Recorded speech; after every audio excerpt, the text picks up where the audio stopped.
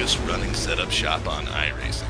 Our monthly subscription options start as low as $20 a month. We offer setups for dirt oval, asphalt oval, and road racing, covering a wide range of cars and skill levels. Built and tested by top-tier sim racers, this isn't just a business, it's a community of competitive drivers. If you want to better your iRacing experience, head over to PremierRacingSetups.com today. And remember, if you don't get one, you're going to chase one.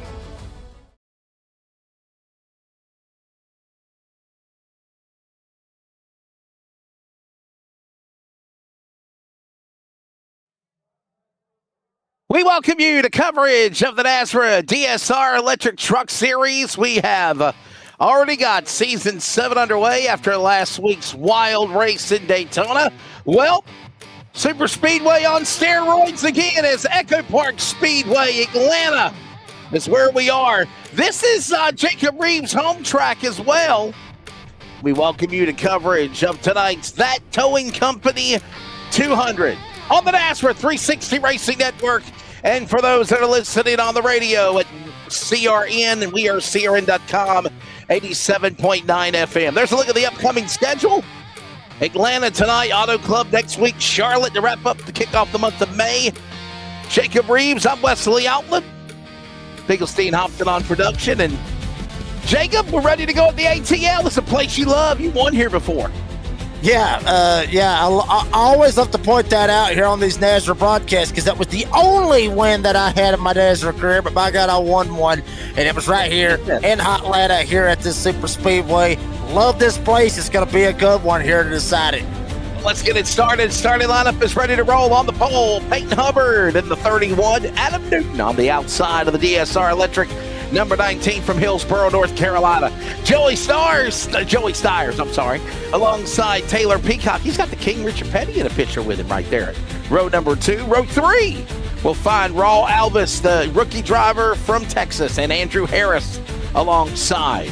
Row 4 on the grid, we'll find Kerry Tribune. He looked strong in Daytona winning both stages last week.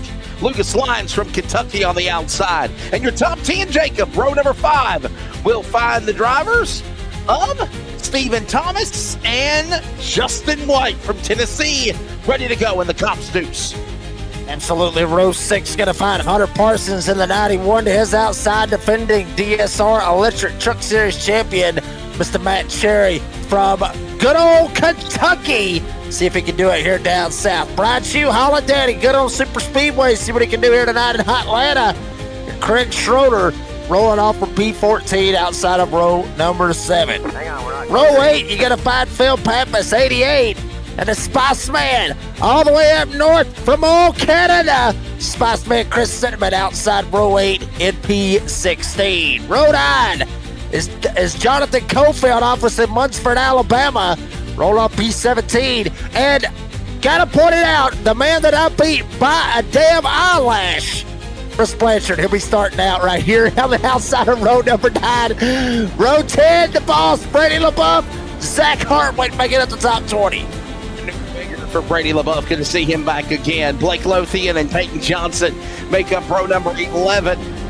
Alongside in row number 12, we'll find the drivers to Martin Cofield, the birthday boy that celebrated a birthday yesterday. Madera, California, Cody Knott. He'll start 24th. Row 13, we'll find Kermit the Frog with his Orange Crush, the Purple Man, the Luke Smith, Tyler Justice alongside of the 6. Row 14 on the grid, Jason Morellis and the all-time starter of NASRA, Raul Meza, the Surf Pro, 37. He's also from California. Top 30 on the grid, J.D. Larson and Steve Barnett. And right behind them, going to be starting back there in row 16. Still got him, Triple J, Jeffrey Johnson Jr., Buzzy Mongold be rolling off on the outside of row 16. Row 17 is Coy Miller and the youngster Cole Larson in the number 20 Mountain Dew truck. Dane Hagan right behind him. Tyler Goodwin back there as well. And damn, I think we're going green. I thought there for a second, threw me off. Craig Bontrager and Nate Maurer. I saw green. I said, oh, good God. But Craig Bontrager and obviously NASRA's area code 971 and Nate Maurer. Aaron Van Ryder, Keith Haiti rounded out the top 40.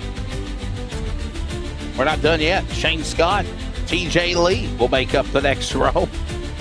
Moving on to the next position, row 22. Hell, we got 44. Stephen Gregory, Chris Ellis in the 32 machine right there alongside. Adam Newbert 45. and 45 trucks. Holy cow. Oh, hell. Ready to go. That's going to be damn eventful. Boy, oh boy. We're going to strap in for this one. That's all I got to say, mama. Holy camole. 45 trucks. Here's your CRN race analysis for tonight. 150 laps, stage 135 lap. Now we'll stay green at the end of stage number 1. We'll move into glass mechanic stage 2. That'll take us to the halfway mark, lap 75. And then we'll go a 75 lap green flag run in stage number 3. 5 total sets of tires, unlimited attempts at overtime. Fuel capacity is at 100%. All right. Ready to rock, roll, and rumble in the ATL with the NASRA DSR Electric Truck Series. It's like Daytona, but it's like steroid, a small super speedway, if you will. Get ready for 2 truck tandem, bump traffic, and as always, look out for the big one. We're green in the virtual beach stage. Oh, baby, here we go. 1 and 2. Peyton Hubbard, Adam Newton up at the front. Gonna try to let her all hang out right here on lap 1. Joey Stires in the 23 Toyota. Raul Alvis right in behind him as well. Taylor Peacock, the top 5. For the moment, Peyton Hubbard down on the bottom side. In the center of the grid, baby, had that moonshot from Grandma right here in Georgia, baby. And here they come. And here they come working off the corner. 1 lap in. Here in the ATL, it's going to be Hubbard. He'll lead them down to the inside. Newton right there, right back on the back of the tailgate. And beside that, Tires now the steer side by side. They're 3rd and 4th. Here comes Peacock peeking on the bottom as they work in 3. Yeah, I'm not really surprised to see Raul Alvis already up here on this top side, Wesley Outland, already very, very aggressive. We saw him in Daytona, and obviously being very, very aggressive here tonight in Hotlanta. Peyton Hubbard, Adam Newton side by side, damn near door banging. Alvis, Newton getting knocked sideways way down on the bottom of the racetrack. Leave the front door open for Hubbard. Put the block on Alvis. Now Alvis will go to 2nd.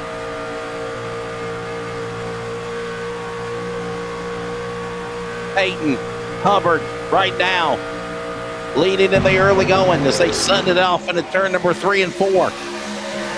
Here they come back towards start finish. Big gaggle of trucks right there in that big pack behind the leaders. Boy, storm brewing. Something could go wrong at any time. It's where they are. You're on board now with Joey Stires. He's right in the middle of that storm in the top front pack as they work in 2. Yes, I mean, riding on board with Joey Stires. Look at him, got the walker. He's got the walker in the background. Wesley Allen, the walker way back there in the background. No baby from what we're seeing, obviously. Baby might be in the bed, just like mine is right now. But Joey Stires right smack dab in the middle of a hornet's nest. Taylor Peacock, big top door bang between him and Alvis. Damn near knocked the wheel out of his head. Alvis giving right back to it, going into 1 more door banging in Atlanta. Watching them again now, side by side, the first 3, 4 rows, nose to tail, side by side, door to door, pass for the lead. Texas driver, Raul Alvis, outside lane, the power around, Peacock for the lead as they work in 3 and 4. Some of the entertainment we've seen here tonight, Wesley Outland, is so exciting it'll make you spill your beer. Raul Alvis taking it up at the front. Big shot by Andrew Harris right in behind him. Biggest movers so far, Newbert, Goodwin, Smith, Johnson, couple of them, one of them just dropped completely off of the damn page, but Smith, Johnson, and Justice, but Newbert up 10 spots. That is how it is with super speedways. They can be all the way at the back, and in 10 laps, they can find themselves all the way up here inside the top 10.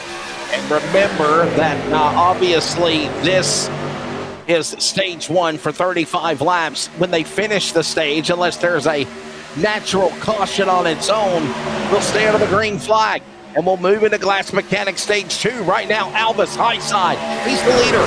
Aaron, he's in the middle. Peacock on the bottom. We're 3 wide for the lead of the early going. Boy, Harris thought about taking it down into that middle lane in the sandwich line, but not able to do it. Nobody really wanting to take it 3 wide for the most part. Alvis keeps it up on the top side. Peacock down low. Harris in behind him with Newton, with Stires, all of them on the outside lane.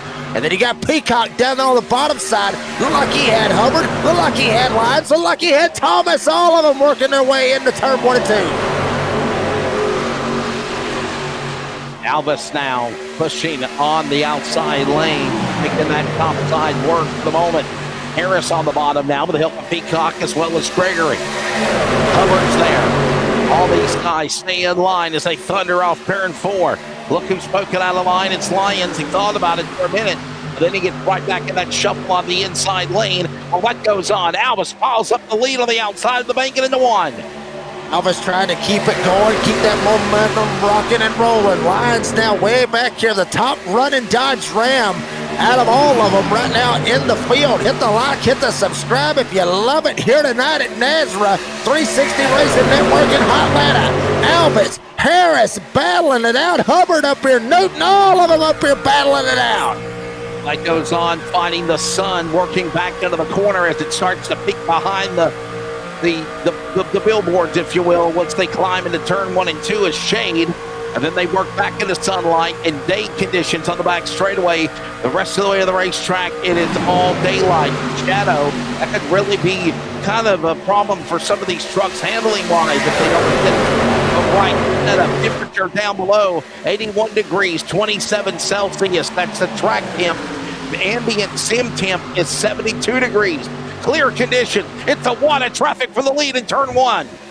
And Wesley, you mentioned it just a second ago about the handling on these trucks for the weather. Obviously, also, this track way different. The Daytona and Talladega, obviously way shorter, about a mile shorter. With Daytona being 2.5 miles, this is a mile and a half. Obviously, the corners are a little bit narrower as well. But these guys on the bottom side, with Harris, with Peacock, and others on the bottom side, they will eventually start to get tight down there on the bottom side. These guys on the outside are going to be able to rip it a little bit, maybe get a little bit loose on the outside. So handling will come into play before it's all said and done here tonight in Hotlanta. Them now working their way down that back straightaway into that third turn. Here we go.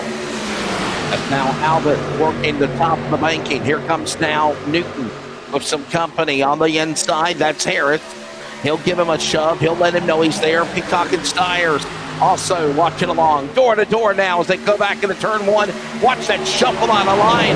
Thomas got really quick and loose. Went from the top, tried to go to the bottom, got sideways, had to gather it back in off 2.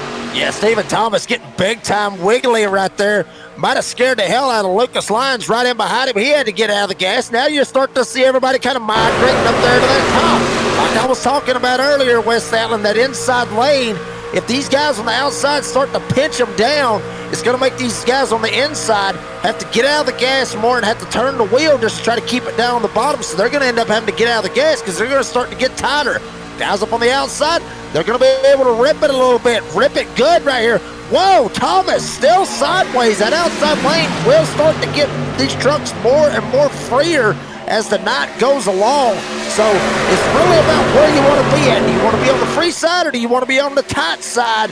But everybody kind of seeming like they want to ride that train on that high side.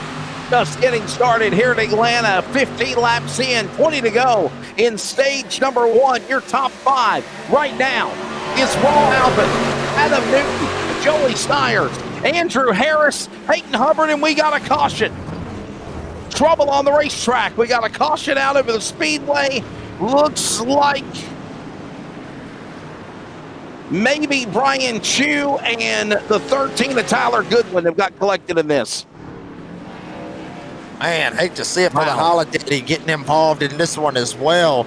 Right here, right off the bat, Tyler Justice getting into the line penalty, as you see right there on your screen here on the NASRA 360 Racing Network. Points Poppers Instant Replay will obviously tell the guilty verdict, so to speak. Holiday just minding his own business right here going into turn 1.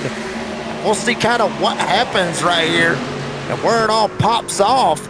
Whoa! Oh, wow, up ahead. God, smoke right up there in front of him. Who was the guilty one that ended up going around? Like Justice in the 6, possibly. I saw a 6 for just a glimpse right there on the right side. It might have had something to do with Tyler Justice in the 6.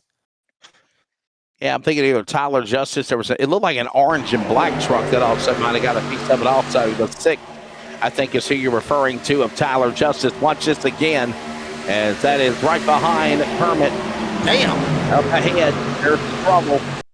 And there it is right there. Contact around the 57, turning the 6. Goodwin nowhere to go. He hits the back end of the tailgate, literally the fuel cell for that matter, coming down the banking, and that's where Brian Chu, we thought, got a piece of the accident, but he didn't. He just dropped below the apron. Here's another look at it again. Yeah, Wesley, this place obviously, whoa, right up there, way up there in front of LaBeouf, that orange truck on the inside lane, bouncing off that outside retaining wall, ended up stacking up the outside. Justice got on the brakes. Cofield wasn't able to in the 57, Mark Cofield, that is. Mind you, I sent Lucas Lyons a message. I told him, I said, that truck looks very identical to mine. Tell Mark not to tear it up. Guess what? He's part of the first caution. Unfortunate, but Wesley, this right here is like another difference from what we've seen at Daytona and Talladega, the quad oval. Tri-ovals at Daytona and Talladega, the quad oval, that ending of the quad oval, it'll jump up and bite you every time. So we're under the yellow flag here, as again we'll work on cleaning up with Raul Alvis, Andrew Harris, Taylor Peacock, Kerry Tribune, and Stephen Thomas, your top 5. We'll step away. We're back with more as we're at the midway point of stage 1 at Super Speedway Atlanta. Echo Park Speedway, back in a moment. Premier Racing Setups is the longest running setup shop on iRacing. Our monthly subscription options start as low as $20 a month. We offer setups for dirt oval, asphalt oval, and road racing, covering a wide range of cars and skill levels. Built and tested by top-tier sim racers, this isn't just a business, it's a community of competitive drivers. If you want to better your iRacing experience, head over to PremierRacingSetups.com today. And remember, if you don't get one, you're going to chase one.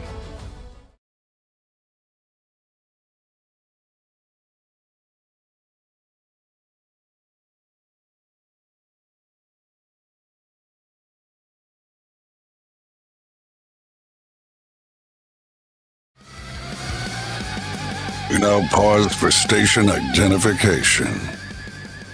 This is the Community Radio Network, WCRN, 87.9 FM, Clayton, Garner, Smithfield, North Carolina. Proud to be in the USA. We are CRN. Back here at Atlanta and Echo Park Speedway, caution out for the first time after a multi-truck accident involving drivers like Tyler Justice, Tyler Goodwin, obviously Brian Chu down below the apron, and it all got started with contact by the number 57 machine, and that, of course, was the driver of Mark Cofield. Jacob Reeves, I'm Wesley Outland, Bigglestein Hopton on production, and we welcome you back to round number 2 in season number 7 of the NASRA DSR Electric Truck Series. Top 5 we just mentioned after the pit stops, ready to come back to green. The lights are off on the base truck. Here comes the field back inside the Echo Park Automotive Restart Zone here at Echo Park Speedway Atlanta, ready with Albus ready to pull the trigger in his Toyota number 54 from Houston, Texas. Back in the gearboxes, green flag in the air. We're back to racing. Albus put a great lot to the outside lane as they work into one. Yeah, I mean, big old jump right here for Raul Alvis, able to slide right on out there. Kerry Tribune right up on his outside as well, or up on the outside rather. Alvis now going to jump down to the bottom side. Kerry Tribune could be a little bit of a sleeper. Was very, very successful last week at Daytona. Won him a couple of stages, come home with a podium finish. Kerry Tribune, watch out for him tonight. Could be kind of a sleeper. He don't like these super speedways, but could be a sleeper here tonight. It really could be, and obviously Jonathan Cofield coming off of the win at Daytona last Monday night. All the while, Kerry Tribune right up the inside. Remember, he won both stages in Daytona last week. Came up short at the end as Jonathan Cofield picked up the victory. Now, new this year is the chase format. There is no win a race and lock yourself into the playoff. You've got to work your way through the season, but obviously Jonathan Cofield, season 5 champion right now, carrying the momentum, if you will, as the season starts here. Back in turn 1, Albus in the front. Yeah, I mean, in West Allen, when that chase format gets here, you're really going to see the cream rise to the top and see who's good at being very consistent. I cannot wait to see how that bad boy is going to turn out. Rich Wranglers, obviously, Chris Blanchard way up at the top, almost 3 minutes. Dylan Ilinich as well up there, about 2.5 minutes as well. The list goes on and on and on downstairs, but up at the top of the stairs, Alva's still holding on to the lead. Harris there as well as Kerry Tribune. How about Hunter Parsons up here into this mix as well? Spice Man Chris Cinnamon up into the mix. And the boss man Brady LaBeouf in the 24 smack dab in the middle of it as well. That drive right there for him. Patiently waiting for that spot to open as they work down in the inside. Works its way now into the top 10. He's at 7th spot in that pink and black number 24 machine, originally from Louisiana, now from Tuscaloosa, Alabama. And there goes another truck we're watching. That's Hunter Parsons. Welcome back, Hunter, from Statesville. Took a couple of at least 3 years off. Good to see him back. Make some noise in Daytona. Came up short at the end, crashed out, but look at him strong in the top 5 right now. Yeah, 91 of Hunter Parsons riding it way up there, almost getting up into the wall, going into turn number 3 and doing a fantastic job. One of them back there, right back there behind him, maybe Phil Pappas bouncing off the outside retaining wall. This outside lane, Wesley Outlet, it is a doozy. It is a good one. You can get some serious speed. You can get some great handling out of this truck. But when you're coming off these corners, 2 not as bad, but 4's pretty rough. And then you got to get through the damn quad oval. Very technical trying to go down that front stretch while you're wide open, 2 wide, possibly 3 wide, which we'll see later on. Very, very iffy right here with this front straightaway.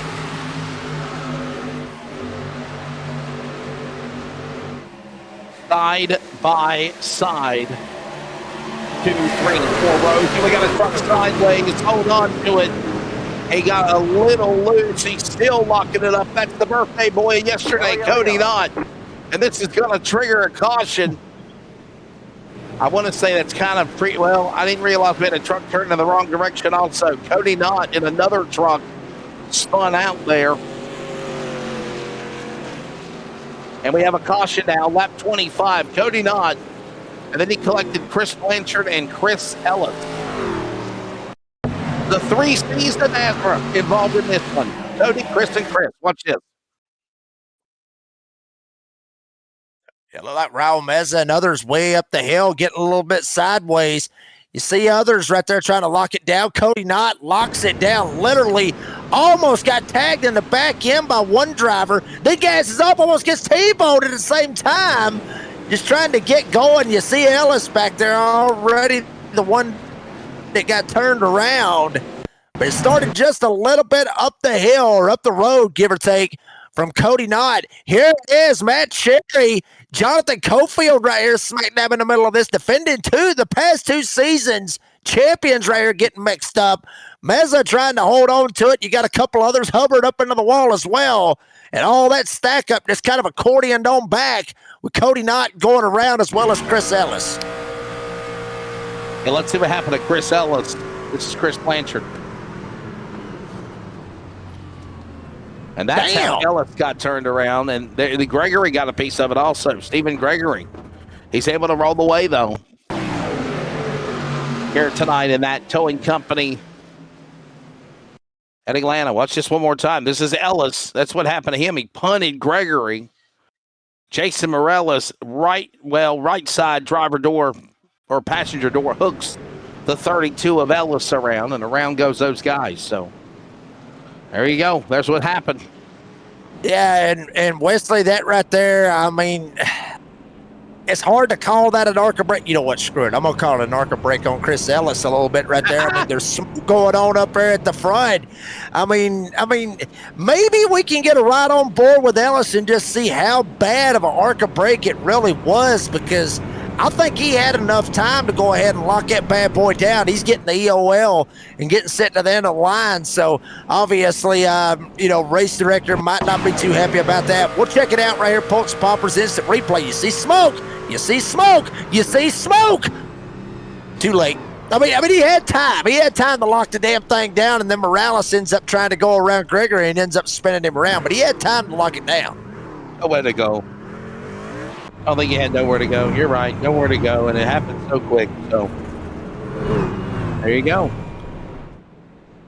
That's the way the mop flops. That's the way the cookie crumbles. That's right. Hey, ladies and gentlemen, there is a new series coming to the world of NASRA. Of course, filling in the Wednesday league until Justin White brings back the NASRA Cup Series that will return for Season 3 after Labor Day in the fall is the Pulse Poppers ARCA Series. I, of course, as the voice of NASRA, will be on play-by-play as long as I don't have any real broadcast obligation. And my buddy, the redneck announcer, Jacob Reeves, will be alongside, as well as Biggles Dean Hopton. The first race coming up in less than 10 days.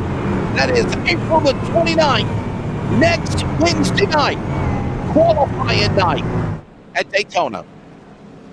Yeah, that'll be a good one, honestly, Wesley Outland. You know, I've had the chance to kind of mingle a little bit with the not so much time that I actually have, but I have had a little bit of opportunity to get in there and race a little bit with these ARCA cars, and they are fun. They are very, very fun. I'm sad, you know, that the Cup Series is not, you know, it's taking a season off, and they're going to run the ARCA Series this season.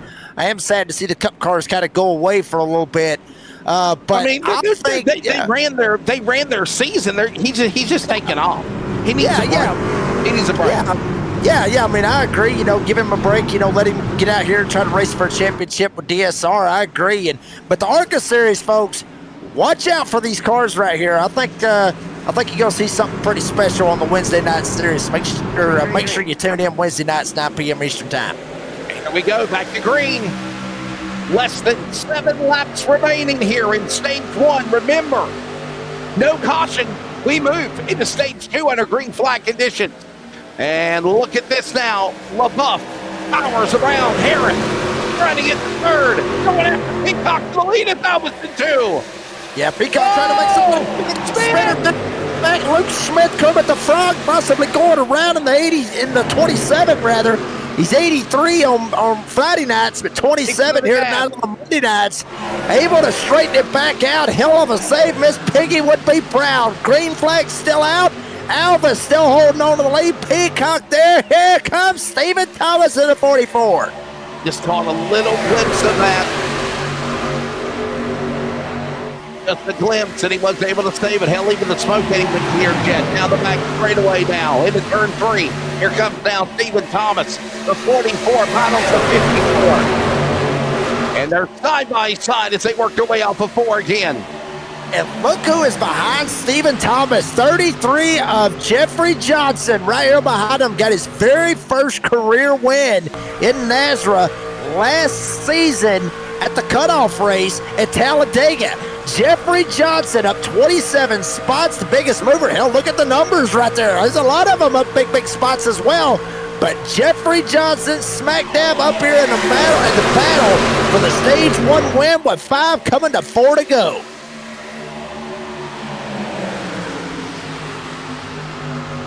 Under 5 remaining. And look at now. There, by the way, there's some last pit stop info. You see some of these guys that pitted that took fuel only. Others that have not pitted yet. This is the top 12. 10 out of the 12 have not pitted yet. Look at Johnson giving a shot to the back trunk of Harris. That tailgate's full as they're side by side for the lead. Make Peacock making a 3-truck battle for P1 as they go to turn 1. Yeah, Peacock big time strong on the outside with 3 to go in stage 1. Peacock not able to jump down in front of Stephen Thomas. Thomas occupying the inside lane. Raul Alvis now going to rip it up here on this top side and try to keep it going. Blanchard getting a black flag for some odd reason, but we stay with what's going on at the front. Alvis, high side, rocket rolling. Thomas now going to battle on the inside.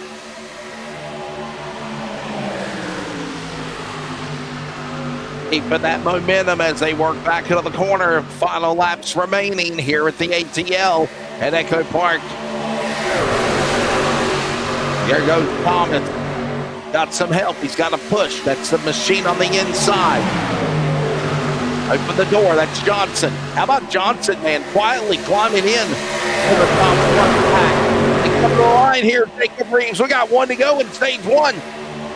Yeah, we got one lap to go, and who is going to get her done here tonight? Alvis, right there in front of Peacock. Peacock still trying to get down. He's trying every damn thing he can to get down there. Looks like it to the inside. But Stephen Thomas not going to be tonight on the inside. Needs the help from Jeffrey Johnson. Johnson, he's got to back on up to him. Not able to do it. Alvis, here comes Peacock. Peacock took a shot down and go back up to the top. In the words of Don Henley, sit down, you're rocking the boat. Here comes Harris now, down to the inside, going after Alvis. Will not get it. Raw Alvis will win stage one. We say green. This is Glass Mechanic, stage number 2 at the ATL at Echo Park. Everybody rejoices here in the glass break for Glass Mechanic stage 2. Alvis going to take off and carry on with the lead. But Harris able to shoot around Peacock, caught him sleeping. He'll flip-flop, go to the second spot. Right behind him, Peyton Johnson up here into this mix as well. Jeffrey Johnson, no relation, at least I don't believe, but Peyton Johnson up here into this mix, up 17 spots as well. And here comes the Spice Man, Chris Cinnamon in the mix as well. Alvis leading them off too. And they're not related.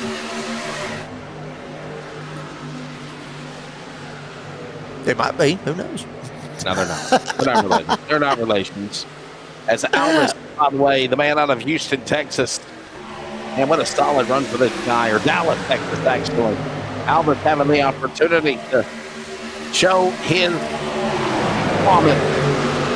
And he is right now leading this pack as we work our way back again in the start of stage 2. As they go the back straightaway, Alvis in the lead, but one wrong slip. Somebody going to capitalize. Harris is right there. Yeah, I mean, and Peyton Johnson actually came in on lap 16 and went ahead and got service on his truck. Didn't take tires or nothing like that, and just went ahead and got him some gas to be able to have a little bit of a fuel advantage over some of these other guys of Raul Alvis, Andrew Harris, the Spice Man, Chris Cinnamon, Taylor Peacock. So he's got a little bit of an advantage. Your lap leaders, obviously Alvis leading the charge more or less, leading just about damn near every single lap. And there's your last lap pit stops. Johnson pitted, laps pitted since 22. You see right there, Adam Newton pitted 12 laps ago, but most of them up here in the top 12 have yet to bring it on down pit road, Wesley Allen. And, you know, I just thought about this. Honestly, Jacob, if some of these guys up in the front runner did not pit, they did not pit during the cautions we had in stage 1, could we possibly see the door open for green flag pit stop? This might be a possibility here at the beginning of stage 2. Yeah, I mean, it very much could open the door right here on lap 40, maybe within the next 10 or 12 laps, give or take. Might start to see some of these guys ease it on down pit road. Now, remember, folks, this is completely different than what you would see last week at Daytona or Talladega or any other track. Where they're going to have to enter pit road is right about here. There is a line that they have got to cross. They have got to be right there on that right side of that solid white line to your right. That is the pit road entrance, more or less. So they've got to enter going into 3 and keep it on the apron all the way through 3 and 4, all the way back to the start, more or less, of pit road. But all of it starts going into turn 3. Can't come back on the racetrack till they hit that blend line, which is that blend cone line we just saw a moment ago. Right about there. There's where you got to enter onto pit road. You cannot just dive onto pit lane from turn 4. It is illegal. You will suffer an EOL penalty if you do it in a real NASCAR race. You get a black flag from it. 7 of 40 laps now. This is Glass Mechanic, stage 2 in that towing company. 200 here tonight. Yellow, yellow, yellow. And caution's out. We got a yellow. Not sure where, but the caution's flying. Oh, boy, it's a massive pileup. My God, guys. Buzzy Mongold trying to pull away. J.D. Larson, Coy Miller, Brian Chu, Justin White, Zach Hartwick, Adam Newton, Blake Lothian, Cole Larson, Dylan Ilinich, Cody Knott, T.J. Lee, Chris Ellis, It's the big one. The big one just happened here going into turn 1. Damn, they were 5 wide going into turn 1 with Newton sliding across right there at the front. You see Holiday going around, Newton going around. There's Hartwick in the 8 backing her own up. There's J.D. Larson on the bottom, Buzzy Mongold. Literally a parking lot. Blake Lothian. Ironic, cool thing about this, I mean, Blake Lothian, I bet he wishes that he's in, he was in Kansas, which is where he was this past week running in the NASCAR O'Reilly Auto Parts Series. I'm sure he would love to be back in Kansas instead of getting wrecked here on a Monday night here in Atlanta with NASRA. But once again, there's Cofield. Mark Cofield goes up, hits the wall, comes back down, hits the wall again, comes down. Newton went 3 wide. Bad spot for him. LaBeouf on the inside, nowhere to go. Newton ends up going around as well. And then after that, God help everybody. I think that was Phil Pappas in the 88. Took a hard impact into the outside retaining wall. Literally spun around like a damn top. Others sliding in. The Larsons, both of them getting involved. You name it. Somebody went through there. That might have been Craig Schroeder in a 56 possibly. Just arc and break the hell out of it. All kinds of chaos just happened right here in turn 1, Wesley. Some of them flipping at everything. Good God almighty. My goodness, wow. And remember what I said when we came on the air earlier tonight, Jacob, the big one can and will happen here at Atlanta, and it just happened. There it is again. Somebody's flying through the air. Son of a biscuit. Somebody's up in the air flipping. I think the one that flipped might have been Phil Pappas. I think it might have been the 88 of Pappas. Yeah, the purple 88 of Phil Pappas. Watch this again. Oh, what's going on? There it is. Oh, baby. I believe I can fly. Watch this again. Oh, hide your kids, hide your wives, and hide your ex-wives on a Monday night. This is going to be a hell of a ride right here with Phil Pappas. Watch it. Uh-oh, game over. But he looked like he was okay. I mean, he really did. All of a sudden, his world turned upside down. He's like, how the hell did this happen? What did I do? I thought I was all right. Wow. The rule is you go straight forward. I never took my foot off the gas. Wow.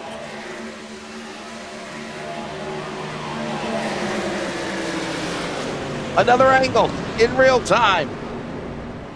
Oh, boy.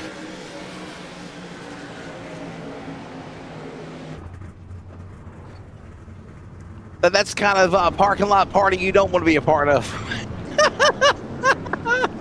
Hey, Dean, real quick, can we ride on board? I can't remember which one it was. I thought it might have been Craig Schroeder that come in the back end.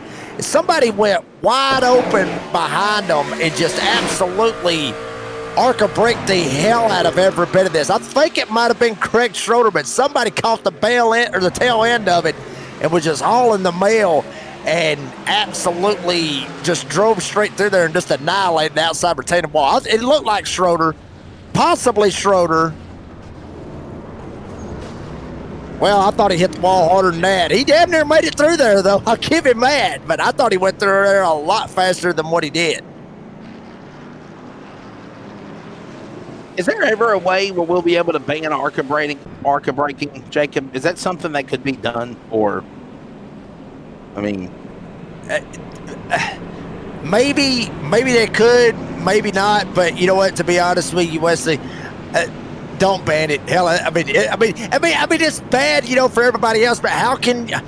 Well, you can actually pick it out and everything. Hey, that's for the admins to figure out and everything else. I understand ARCA braking, sometimes it screws people. Just ask Stephen Gregory. I'm sure he would know about that, from earlier. But, I mean, it's up to the race director's discretion, and I know afterwards they get appeals panels and all that good stuff to get it straightened out. I mean, they can ban it, but people's going to end up keeping on doing it. It's just whether or not the penalty is severe enough or not.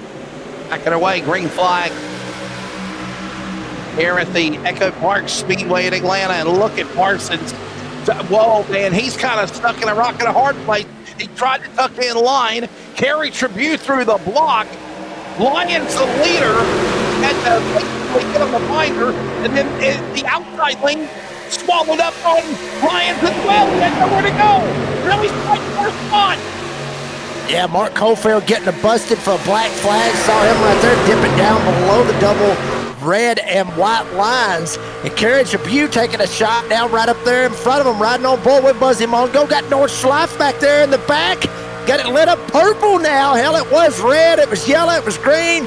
It looked like literally, I mean, all the colors of the rainbow for Skittles. Now it's flip-flopped up here, and we're running great colors. We're running purple, which matches his paint scheme, obviously, of the number 12. And Buzzy doing a fantastic job here tonight.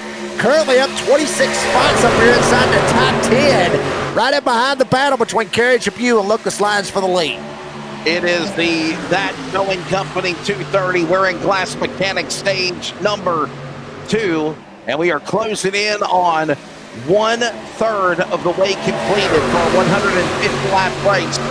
50 laps are about to be put on the board when they come back around in a couple more circuits. They'll be working lap 49 this time by. Right now, it is Lucas Lyons in the lead on the top side. Behind him, Albus and Kerry Tribute side by side. How about Tyler Goodwin in the Ram, trying to get back up there after crashing earlier? He's in the fight in 5th.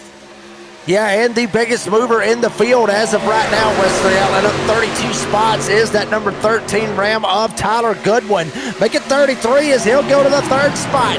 Big shot from Hunter Parsons. Raul Alves literally up Lucas Lyons' tailgate, just shoving him all the way around here at Hotlanta, trying to get them going from this pack right in behind them. Alves, Freshies, big-time Freshies, pitted 6 laps ago. Lyons pitted 34 laps ago. There was a whole flip-flop of all kinds of guys pitted right after the big one that ensued this past caution over in turn 1. But Albus laying the wood to Lucas Lyons going into turn 3.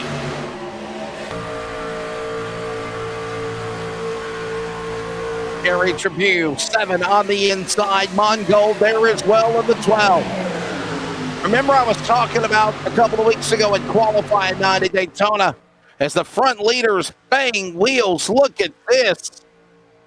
Oh, that's the guy that was from the movie Little Nicky. Kevin Nealon. Oh. No, it ain't no damn Adams Family. That's the guy that got boots on his head in the movie Little Nicky. Do you remember the movie Little Nicky where Adam Sandler is the son of the devil? Harvey Keitel is the devil. I didn't watch it. And they put him, yeah. And they put little words, and I said T-words to offend teachings. They put tatas on his head. Rodney Dangerfield was in it as well. He said, "Hey, can I take him with me?" That might have been the only Adam Sandler family, or Adam Sandler family. Good God Almighty. The only Adam Sandler movie I have never watched is probably Little Nicky, I would say on that one, but. Do it for the butterflies. Do it for the church's chicken and the shins. No, Popeyes. It was Popeye's chicken. Everybody was Popeye's chicken. That's what it was. Yeah. Oh my goodness, Jacob, you gotta watch that movie, okay? You'll laugh your ass off. Check it out a little bit, but we're gonna do it after that Towing Company 230 here tonight in Atlanta. Lyons still holding this outside. Elvis lined up right behind him. Tyler Goodwin, big gain right now, up 34, trying to make it 35. He does so for just an inch. Going through 1 and 2, but will Lyons fire back on the outside? No, he will not. Lyons still fighting. Alvis still up his tailgate. Kerry Tribute trying to line up a Goodwin. Goodwin might end up getting him a lap lead right here. Yeah, good solid run right now for Tyler Goodwin. Hey, Jake, Dean, can we go through the field and find 34th place? Let's give some love to our buddy from Arizona, Blake Lothian from Wellesley, Massachusetts originally.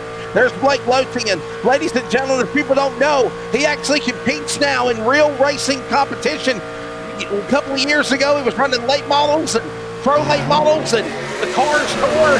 Now he is competing in the Arc of Menard Series, and he made a NASCAR O'Reilly Series race at Kansas this past Saturday night.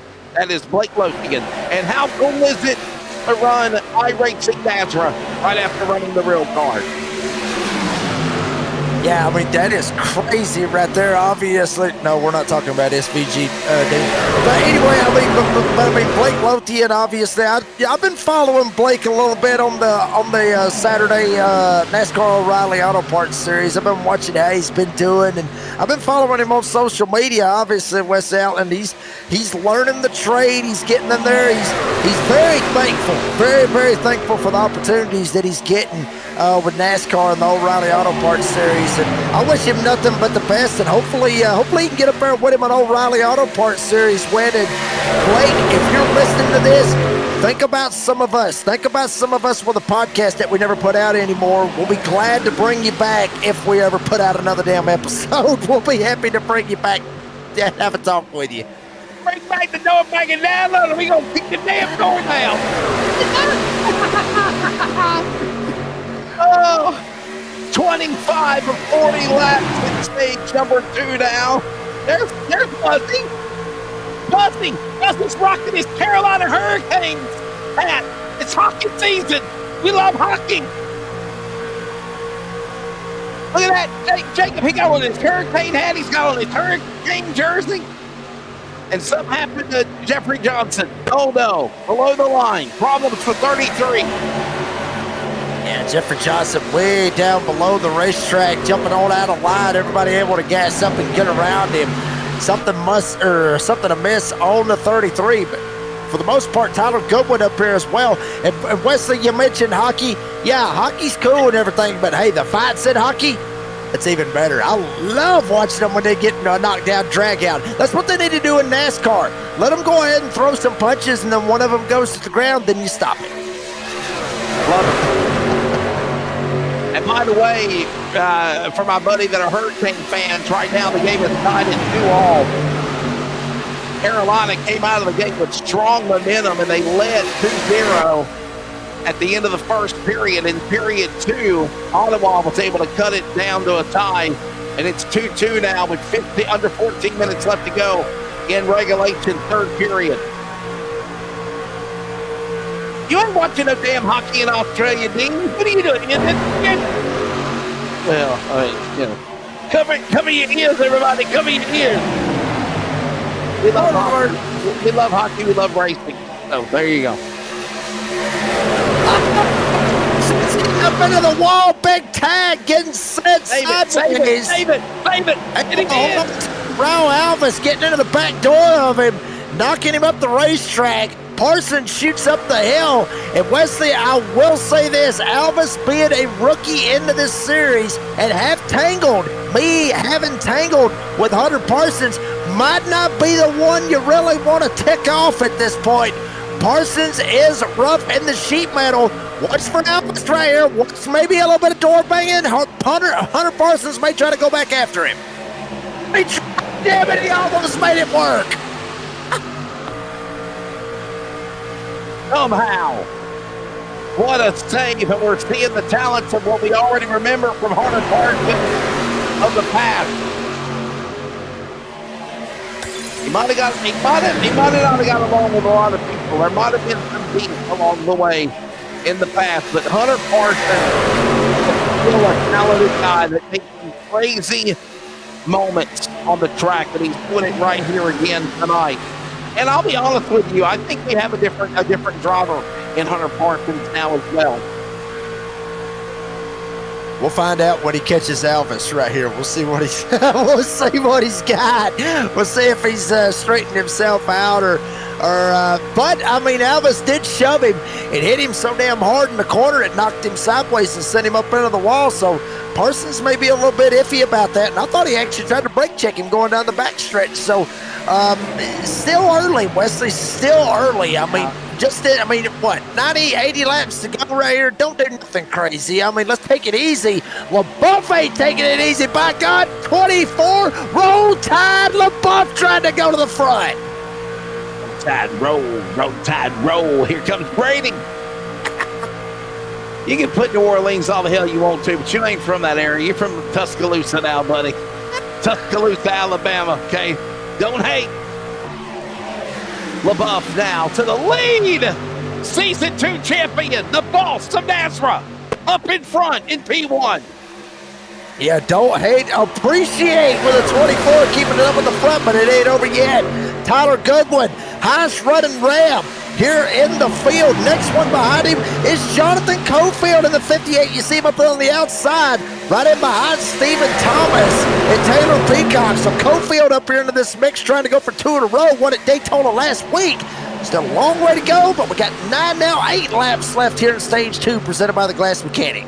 Yeah, final laps remaining here now, and by the way, only one caution to slow things down here in Glass Mechanic stage number 2 here as they come back to the start-finish line. Another lap forward for the NASRA Racing DSR Electric Truck Series.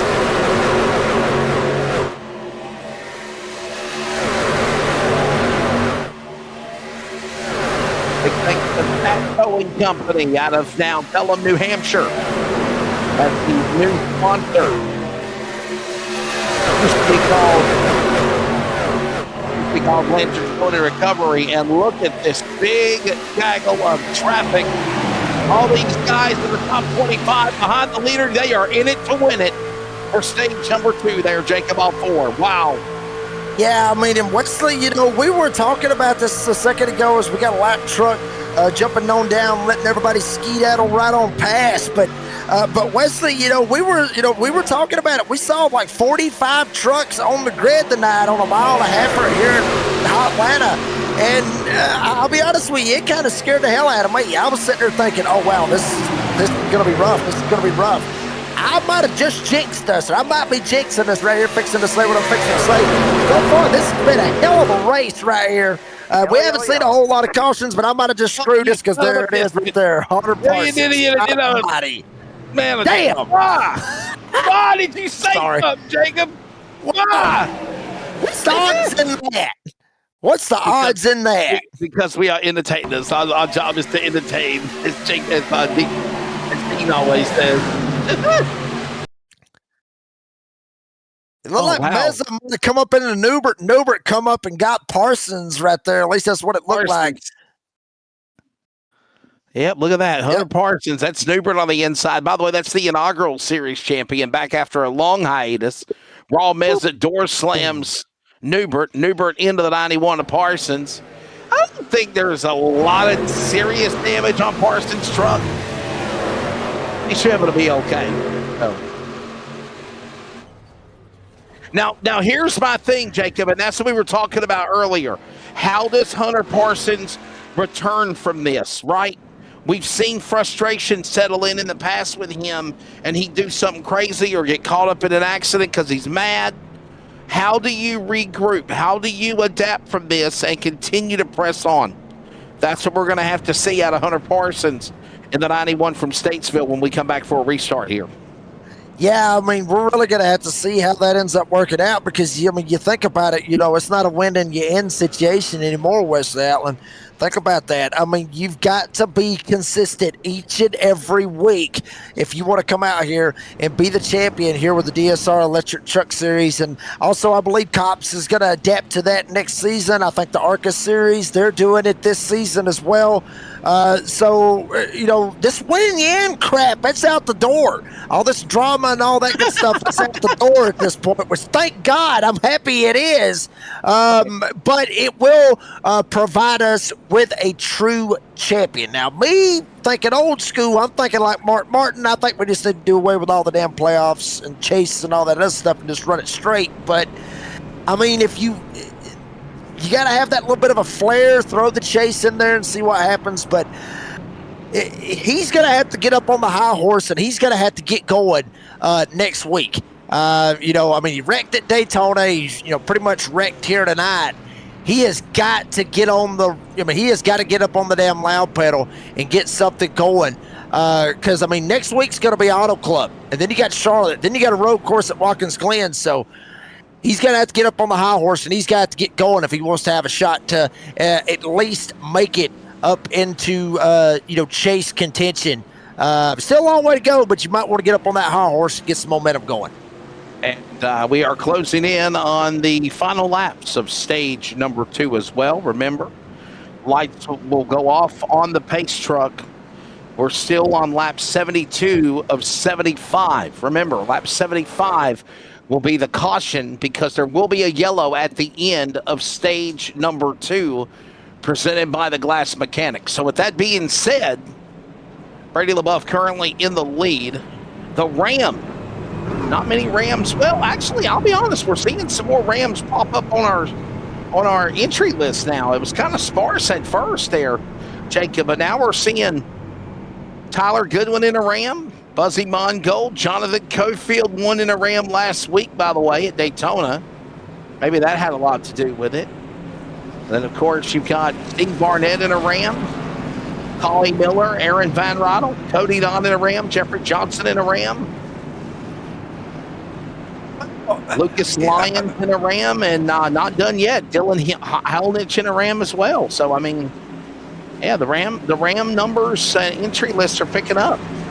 Yeah, I mean, Wesley, there's a lot of reasons why, maybe they started out a little bit low, because then you got to think about, we got to make some brand new paint schemes for that, and it's a brand new truck, and these Rams, they drive different than the Toyotas and the Fords and all that good stuff. So, I mean, that's, maybe that's kind of why it's been a little bit iffy, but it's picking up. Backing away. Ladies and gentlemen, 2 laps remaining in Glass Mechanics stage number 2. Goodwin gets a great launch on LaBeouf on the restart. He'll carry that momentum of the leader. Here comes Peacock. Trevue, Cofield, on this ball, rolling up the leader. Brian Q. No, Hunter Parsons is on the bottom. Damn, they almost wrecked him behind them as Peacock takes a shot to the outside. Thomas going to line it up on the inside. A couple of them flip-flopping back behind this pack. Here comes Tyler Goodwin. Here comes Taylor Peacock to the outside with 1 to go in stage 2. Final lap, stage 2, presented by Glass Mechanic here at the ATL. Right now, Peacock up top 5. Down low, Goodwin. He's got Thomas behind him. All the while, LaBeouf and Trevue side by side. First 3-4 rows, go to the tail. Here comes Goodwin. Down to the inside. Will the tassels work? It will not. Peacock with a push by LaBeouf gets around Goodwin's truck. Stage number 2 goes to Taylor Peacock. Caution's out. End of stage number 2. Yellow flag is out. Wow, what a drop. Taylor Peacock shooting around the outside, making that pass. Had LaBeouf to be able to kind of be his bailout to help him. And hell, we got a wreck in behind him. See Chris Cinnamon getting a beat ball flag. Holiday, Brian Chu going around again. TJ Lee and the 10 end up being an issue out of this as well. So the caution was going to come out anyway to end stage 2 presented by the Glass Mechanic. But hell, we had a wreck back here in the back. This was just guys just trying to possibly just stay out of a wreck, and I think everybody just kind of backed it down right here. Caution might have got called just a little bit too late, and everybody was expecting it was going to happen. Justice nails Lee, sends him around, but it was up the hill. See Spice-Man going around as well. Wow. Yeah, Ice Man Chris Cinnamon up in smoke, man. Boy, our friend of the North got Cheech Chong riding with him right now.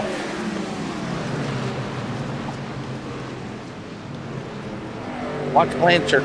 Wow, he got on the binder city, and then he got hit into, man. Larson got into him. He's like, I'm trying to slow down to avoid all this. Chris Cinnamon under wow. Oh, yeah, this is before. All right, here we go. Here's Chris Cinnamon. Watch this. The Spice Man, season 3 champion.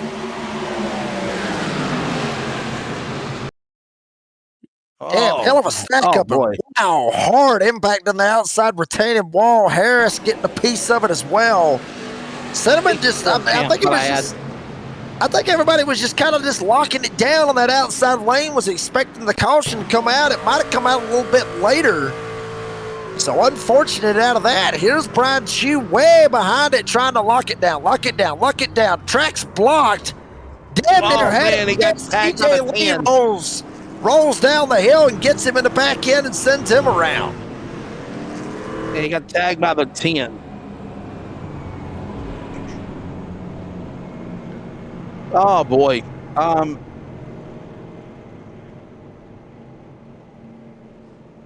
Stage 1 winner was Raul Alvis, and Stage 2 winner, of course, was Taylor Peacock.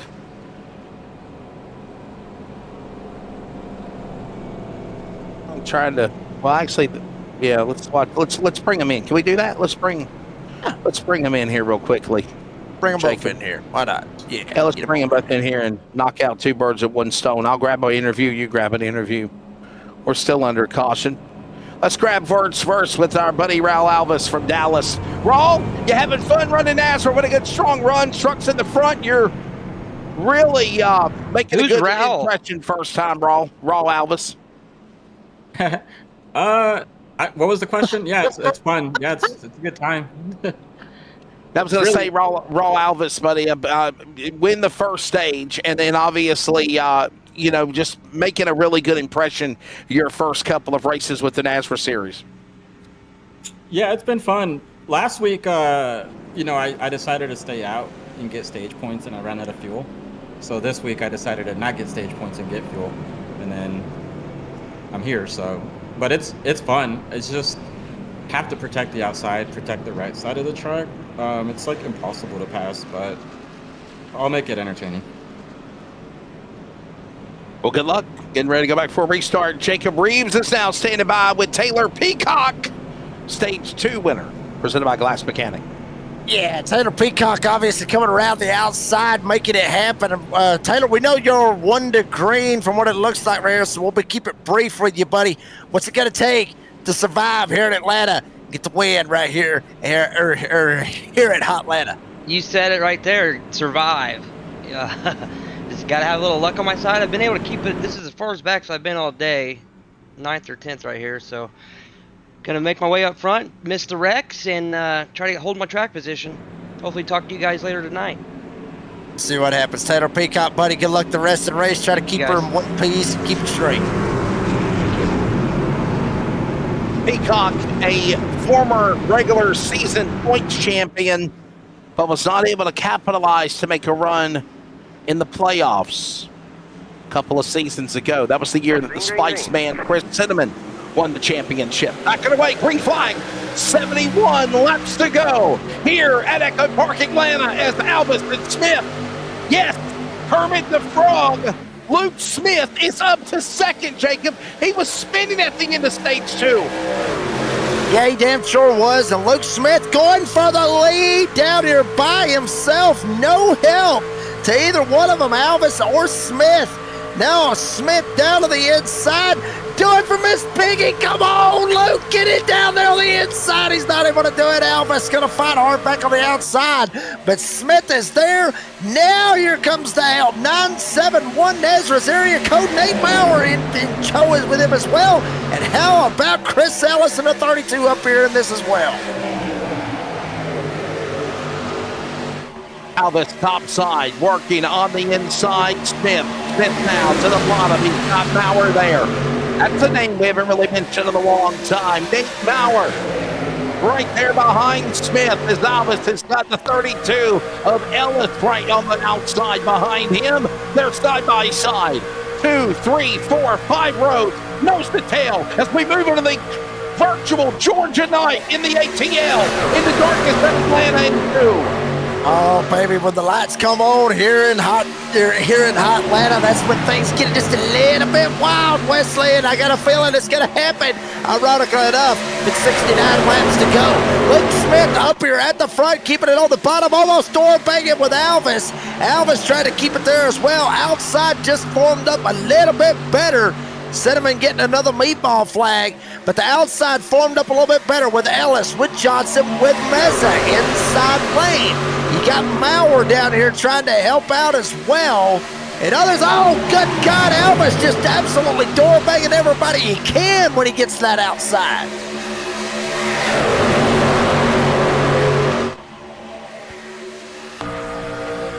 Side by side, and how about this, baby? Ron Meza wants to get his truck in the gunfight. He is up there on the outside, driving in the number 8 position, patiently waiting, watching too late, too early to strike right now. Just after halfway. Still a long way to go in this one with 67 to go. Yeah, still a long way to go and a short time to get there. Ironic enough, right here in Hot Atlanta. Bam! Right up on the outside. Potato Wall Johnson's got to get out of the gas. Now Elvis got no help. May open the door for Miss Piggy's boyfriend, Luke Smith, to jump out front, and he will. Luke Smith, Kermit the Frog, up 24 spots, but Elvis not done yet. Side drafted, doing what he can, getting away, trying to hold back this inside lane, charged up by Luke Smith and Nate Maurer on this inside lane, trying to make a little noise here tonight at Hot Atlanta.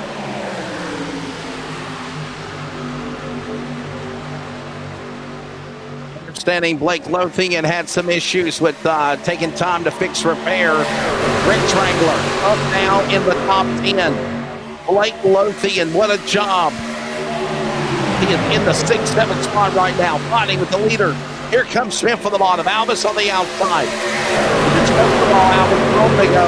A Dallas, Texas stage 1 winner here tonight. And right now, he is fighting for the lead, holding off this gaggle of traffic coming after him as Ellis limped a little bit there going into 2.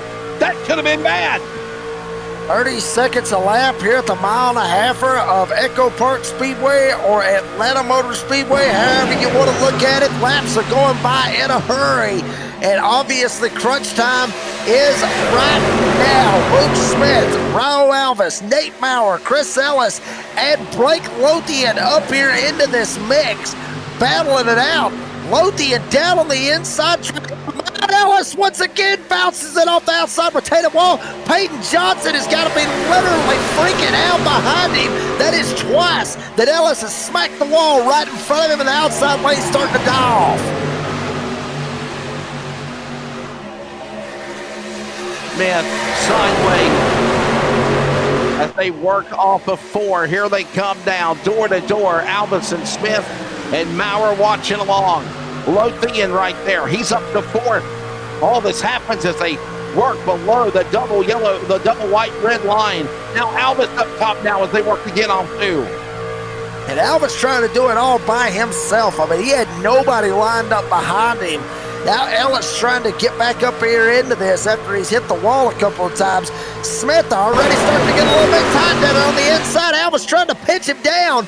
Maybe get Smith to get out of the gas, help this outside lane get back going. But Smith not wanting to give it up, and nobody wanting to try to shoot the 3-wide gap as of yet, Wesley Outland.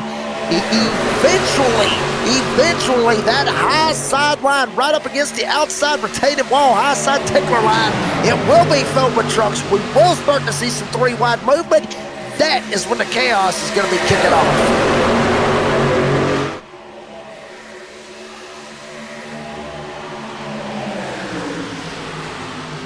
Working across the stripe. There goes Albus. Holding on to that top spot. And now Smith on the inside. There goes Kermit. Luke Smith on the bottom. He's got Maurer with him. By the way, Jacob, if you love hockey, we're going to overtime in game 2 of the Hurricanes and the Senators. They just ended regulation, tied at 2.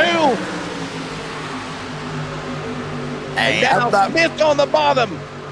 Look at this. Albus now. Ellis has got Johnson up top.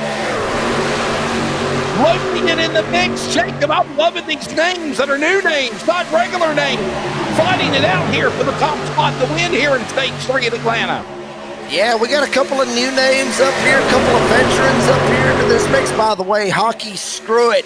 Braves 6 in a row. Try them on, come on. Yeah, I'm all for it right here in the great state of Georgia here in Hot Atlanta. But yeah, some new names up here like you mentioned. Obviously, Raul Alvis, Chris Ellis up here into this mix as well. Zach Hartwick, been a while since we've seen him. She got some veterans up here in this one. Luke Smith, Nate Maurer, Peyton Johnson, Blake Lothian, Taylor Peacock. Some veterans with some new schooners. Got some rookies, veterans up here mixing it up. Second race of the season. I love it.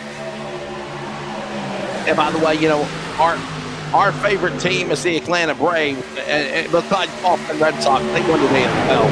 But the Atlanta Braves are the only team in Major League Baseball that have won every series they've played in. They've had some losses, 7 losses, right? But I mean, they have won every series that they've played in their division, and they're leading the division by like what 7 games, 8 games now. I mean, I love it. Yeah, about damn time. Took them long I enough. love it. That beer at the Wild it took them long enough. I mean, Lord, I mean, any Atlanta Braves fan would know that one. It's 2021. Come on.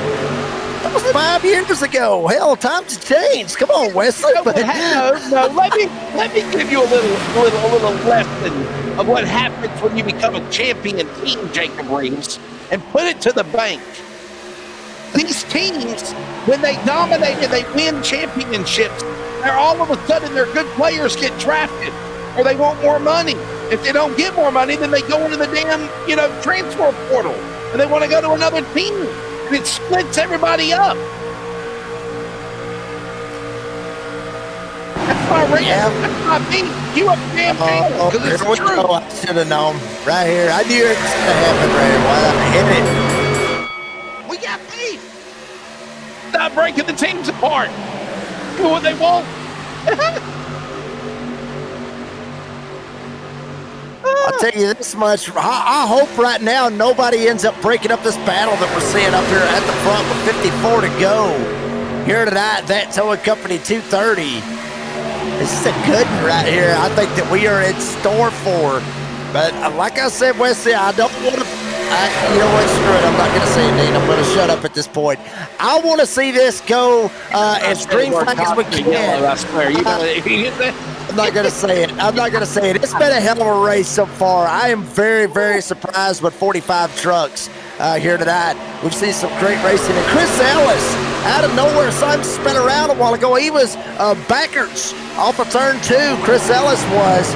Ellis up 40 spots. He's got a shot to possibly win this race right here, Wesley Allen. This is pretty crazy to see. I'm surprised we had no blinking. I'm proud of you, Dean.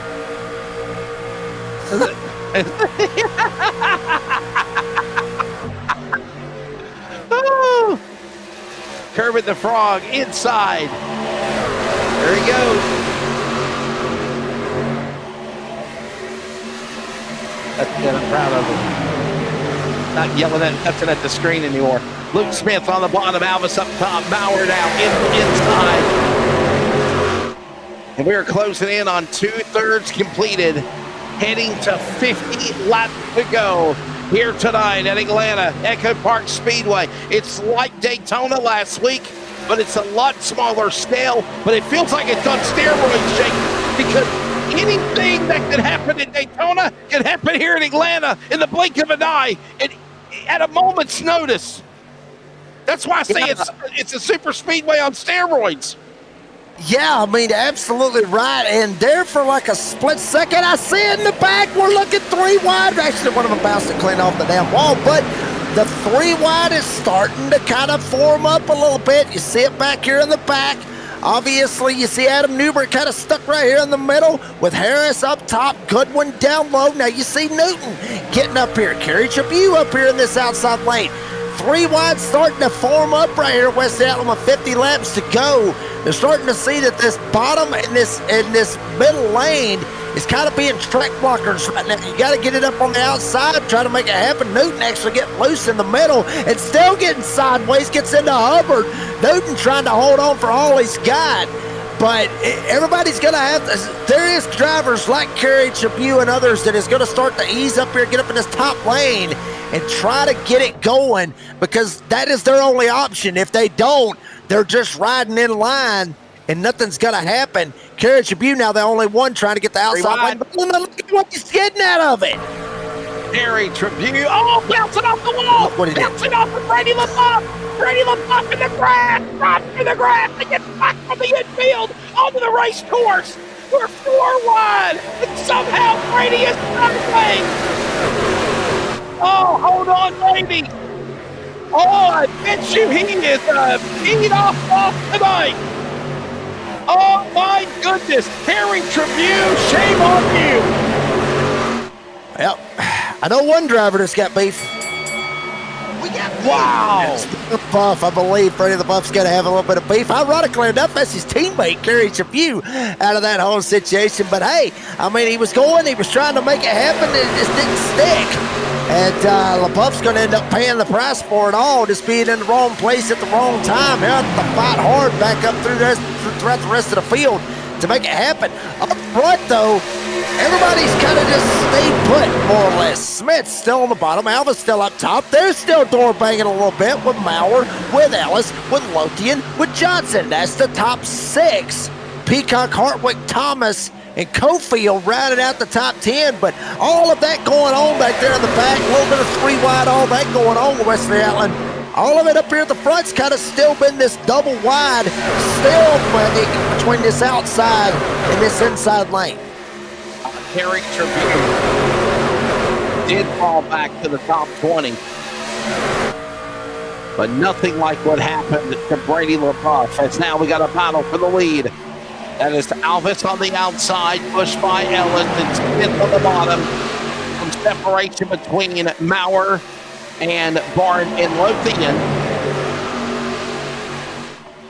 And that slot machine better look out, stay to the bottom, go to the top. Give him room. I think that's Brian Chu up ahead. Whoa, Smith and Albert banging doors. And Maurer says, I want to join the party. Nate Maurer could be one of them that could join the party and be the party crasher. And Maurer trying to make it happen right here. NASRA's code, code not 7-1, and we got a caution out. Matt Perry, Jason Morales, Shane Scott, all going around. Caution out here. 6th time of the night only. There's the defending NASRA DSR Electric Series champion of the NOS Energy Drink, number 45, Shepherdsville, Kentucky driver, Matt Cherry, caught up in this accident along with the Stinker TV, number 21 of Shane Scott. Jason Morella's got a piece of it. We're under yellow flag. Here's the replay. See what happens right here. Pulse Power presents a replay. Damn, they were 3 wide up there at the front, like Lothian. Oh, wow. No. Kerry Trabue possibly with Cherry gets set around. There goes Buzzy. There goes Stires. A couple others shooting through the grass as well. A couple of them just shooting right on through it. Damn. I think I said Shepherdsville. It's actually Scottsville, Kentucky for Matt Cherry, by the way, but he needs a little more NOS energy drink to get back in the gas and get back in the hunt of this thing, boy. I'll tell you what. Look at Brady LaBeouf. Look at Brady, guys. Woo! Holy cow, did you see that move? I saw that out of the corner of my eye. You have got to ride on board with Brady LaBeouf and just see how damn tight that was getting through there. Do it full speed, Dean. Don't even slow it down. Keep it full speed. Watch this, folks. This right here literally is not giving a damn right here. Watch this. Look at this. Look. What? Wow. I love it. Damn. Awesome.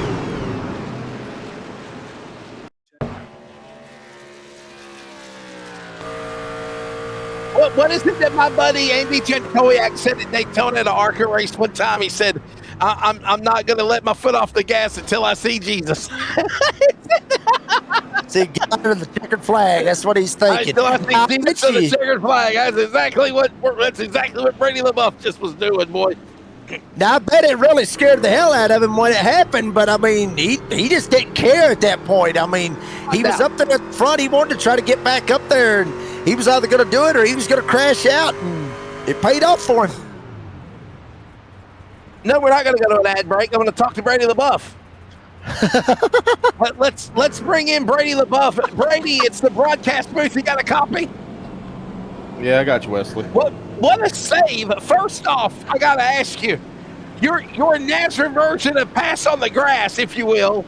I know you fell all the way to the back, but what a move. Missing all of this crazy chaos and going 3 wide right up the middle. Tell us, what was the decision to do that when you saw that smoke in front of you? I saw him wrecking to the left, but I didn't see the trucks to my right at the last second. I don't know, my graphics, they're dark. I mean, it's nighttime around here. But no, it worked out for me. I mean, I think I'm just so frustrated about getting spun right there, you know, getting knocked out of. Yes. You know, yes. I felt like I was in good position. Like I was just waiting for them to kind of burn up their tires, and I was going to make my way kind of up there behind Barnett, and then I just get clobbered and, you know, into the infield basically. So Does it make it more frustrating that it was a teammate that did it? no, Beat me to it. he said he got hit from behind, and maybe Newton might have tapped him or something. And I mean, I know it's not intentional anyways, but it's just frustrating that you know, like we got stage points in the first stage, we got third, we should have won the second stage, but caution came out, and then you know, you lose all that track position, and now you got to get it back, and now you got to go back up the field. You know, like the last caution, I was 20th. I'm 20th this caution, this restart. Brady, so it's like, Brady, speaking of Adam Newton and Kerry Tribune, I think Kerry Tribune just returned the favor to Adam Newton under caution when he spun him there. oh Lord, well, I didn't see that, but Well, we'll let you get back to work. So, yeah, thank you. all right. Jake, have you got anything? We're coming out to green. No, you beat me to it. I was going to ask him about the teammate deal, but you beat me to it, I guess. Good luck, Brady. It's not over yet. And then Kerry Tribune did spin the 19 of Adam Newton out while we were under the caution. You saw that. Our cameraman, Mr. Finkelstein Hopkins, the one-man band extraordinaire, dead on it. And you saw it as we go back to racing here. 40 laps to go in Atlanta, and we're also in overtime. Woo! Yeah, very good job.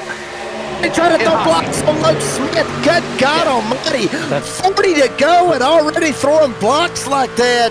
That is way too early to be doing some kind of racing like that right there. That will straight up get you turned around in a hurry. And I think Elvis might have known what was up right there. Maybe I just need to get the hell out of the way or not. Try to side draft Smith and try to pull him back. Some of these veterans seeing this new man, this rookie coming in right here, West Island, they are not going to play with that right there. And they're going to flex their muscles and show, hey, look, you might be the new kid on the block, but you're going to play by our rules. Yeah, let me clarify. Overtime in hockey is what I meant. Overtime in hockey. So, okay. We love hockey. So, all right. Brady stuck his mind, didn't he, Jacob? I mean, and that's what I like about Brady. He might be the boss, but look, when you mess with the boss, you know, he's going to tell you what he thinks.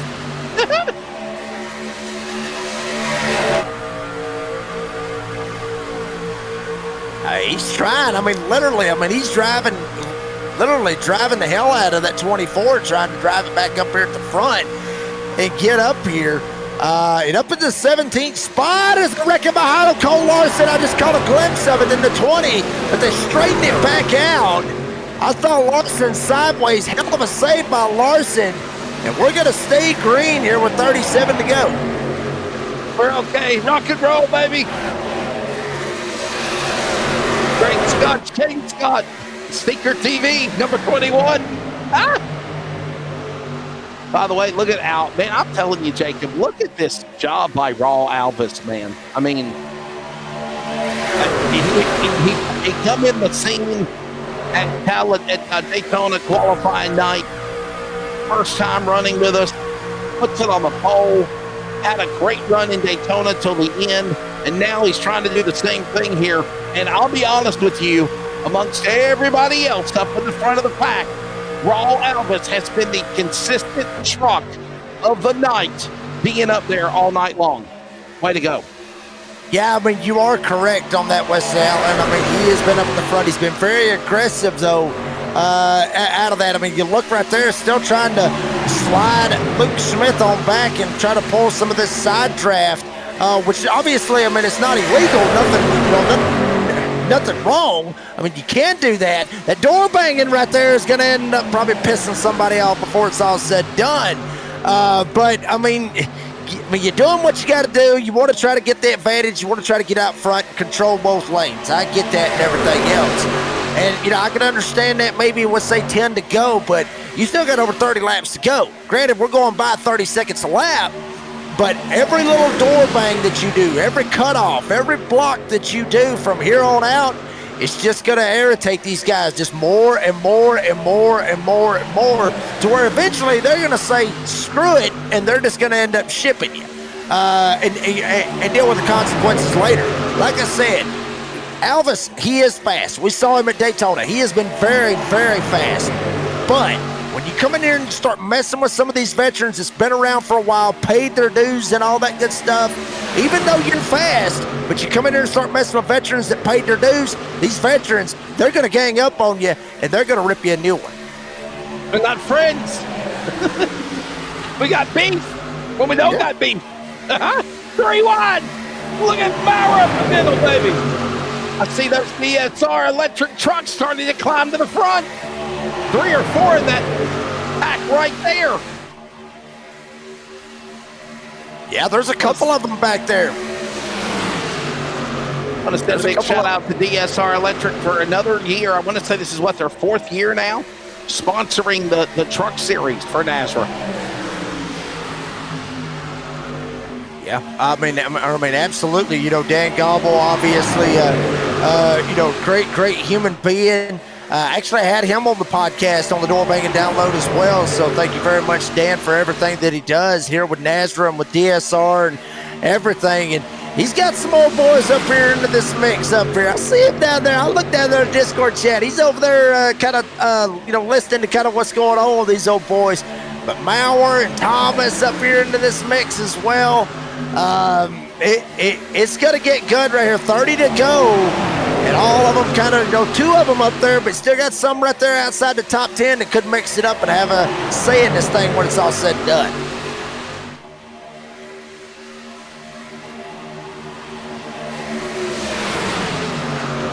Hey, by the way, Colin Weatherholt, one of our NASRA drivers, celebrated a birthday the other day, 2 days ago.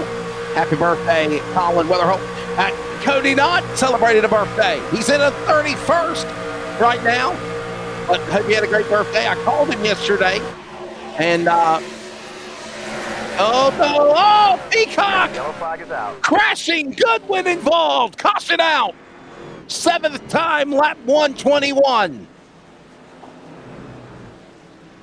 Closing in on under 30 to go. 29 remaining in the caution out here. Here's a replay. Yeah, let's see what happens right here. Pulse Pop presents the replay. Will tell the guilty verdict. Damn, it was right there, literally right here in front of Goodwin. It was up the road. Oh, wow. Did you see the birthday boy go right up the middle? Brady LaBeouf said, Cody Knott said, Brady, hold my beer. I'm going to show you how you do it better. Watch this. Cody Knott. The bosses of NASRA. Yeah, look at it. You see the bra on the top of his head? Oh, okay. Yeah, but look right here. I mean, Goodwin can't see what's going on until right there. Oh, man. But go on board with Cody Knott, though, Dean. T-bone for Tyler Goodwin on the 81 of Peacock. But go on board with Cody Knott. You thought what Brady LaBeouf was classic? Wait till you see this. Hold on to your milk and cookies. Uh-oh. My God. How cool was that? Unbelievable. Wow.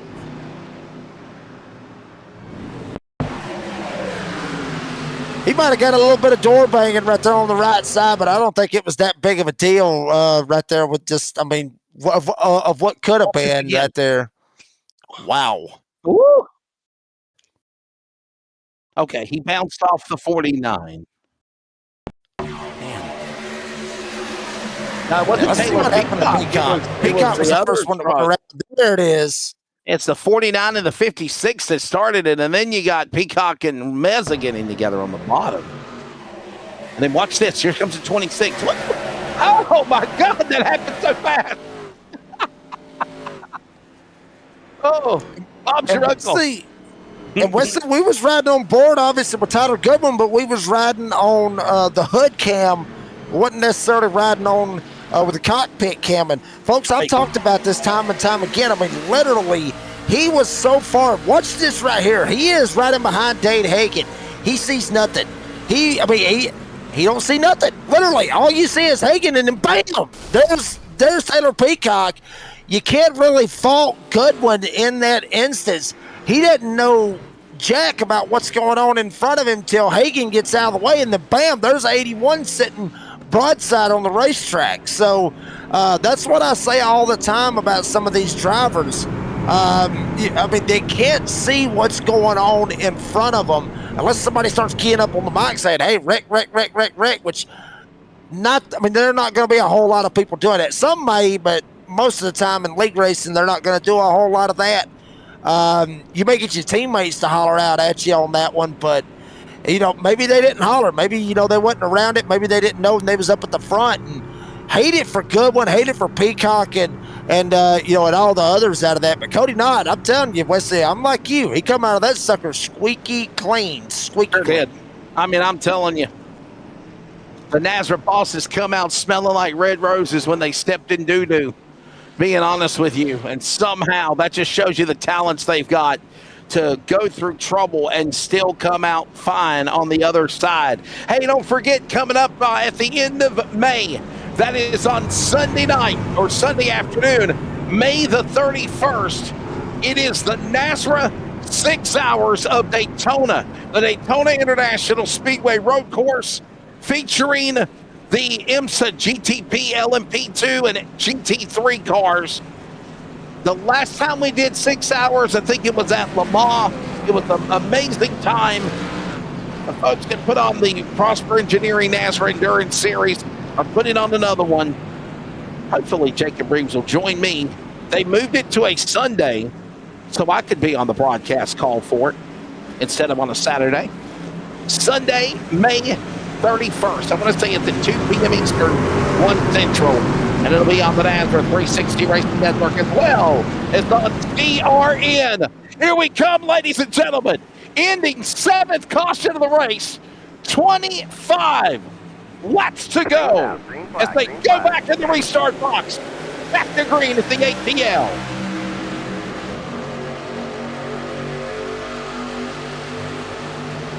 You better be there for the endurance race. You better be there. We'll see what we got right here with Johnson up here in front of Elvis.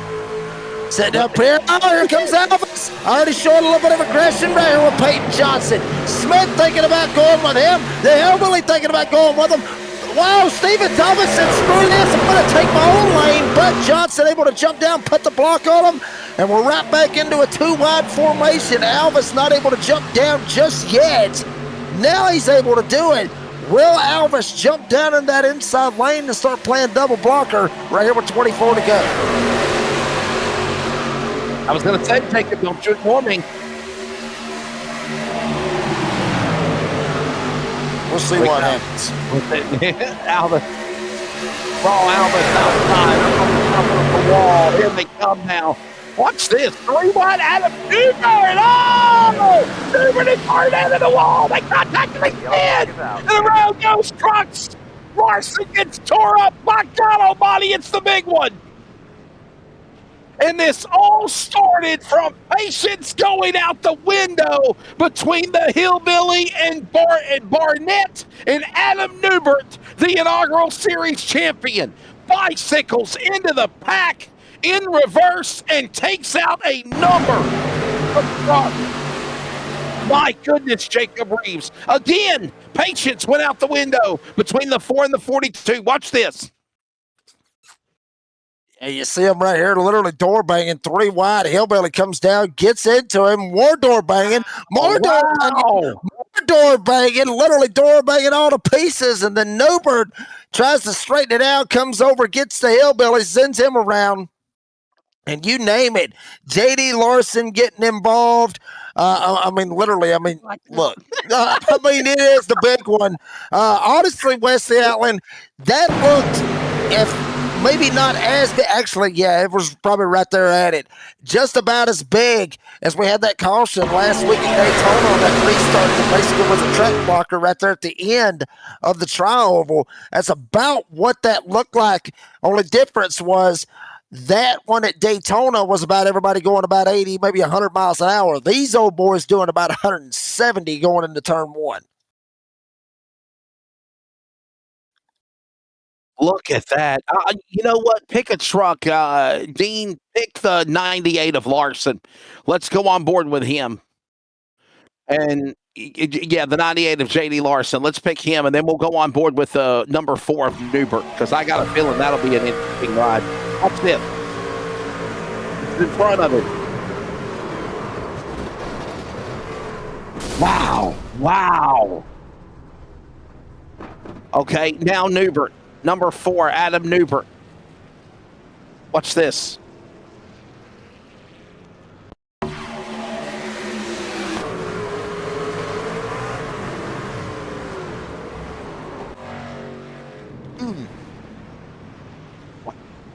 Okay, stay on.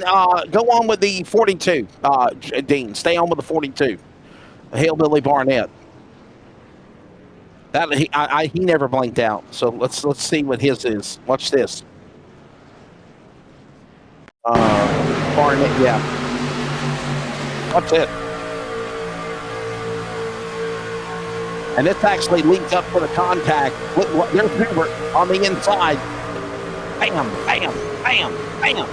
Dude, you got me in the damn wall. I can't go nowhere else. And you're crashing. Jacob, I would be hot right now if I'm Barnett. I really would. Uh-oh. You saying it, Wesley? You think he is? I think we got beef. Hell yeah, we got beef. We got beef.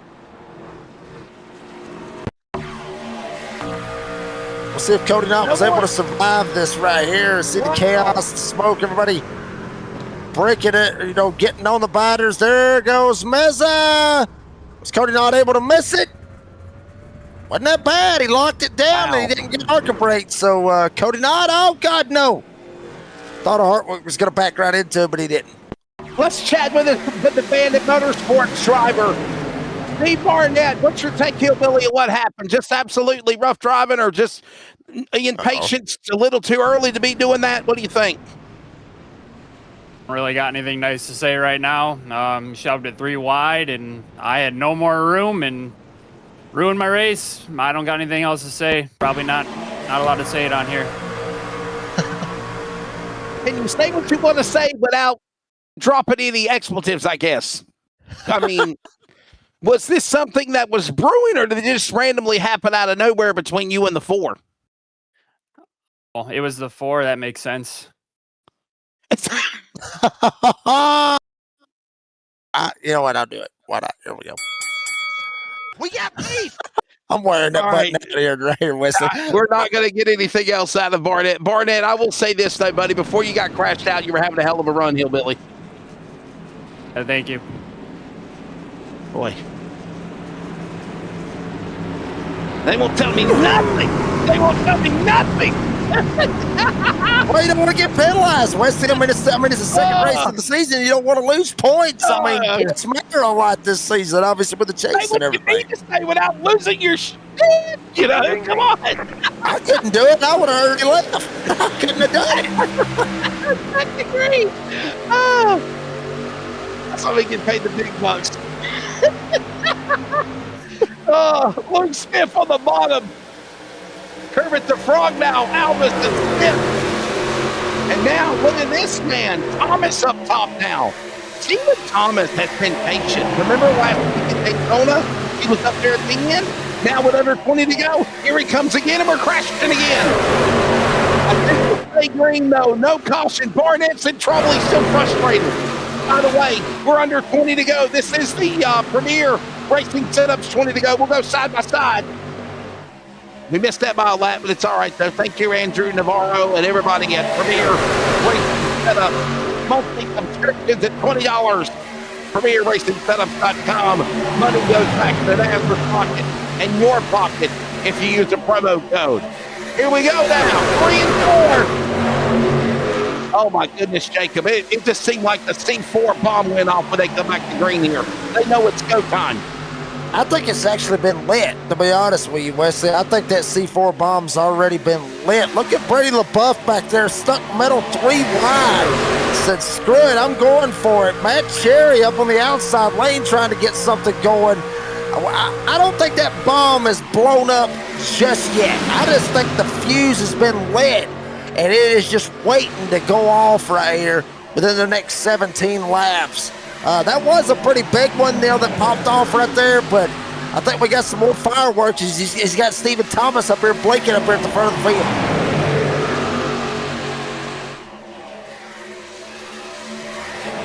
Here they come now, working down off the corner, off of turn number 2. Back straightaway, below the line. Come on, guys, get out of the way. Parsons. Oh, man. And they're going to remember that now as Thomas and Albus side by side, stride for stride. They take off one another for the lead in turn 1. 15 and to go. And Wesley Albus has already been doing a little bit of that door banging here tonight. Thomas is not going to play with that. Thomas is one of those veterans that I was talking about that's not going to play with it. Only problem is his internet's playing with him. So that's not helping him out at all. He's just hoping the internet will hold out for another 15 laps and maybe, just maybe, end up getting the win here tonight at Atlanta. Luke Smith come at the front trying to help him out as well. Alva's got no help now. He's got help with Peyton Johnson. 14, make it 13 to go now. As they work off the corner, 3 wide now. It's Maurer in the middle. Somehow they get fan back 2 by 2. Push out the line. There goes Johnson. Hubbard is up there as well. Johnson, Hubbard up in the mix. We got a caution. Trouble off turn 4. They're wrecking. Cody Knott's involved. Hunter Parsons. Chris Ellis.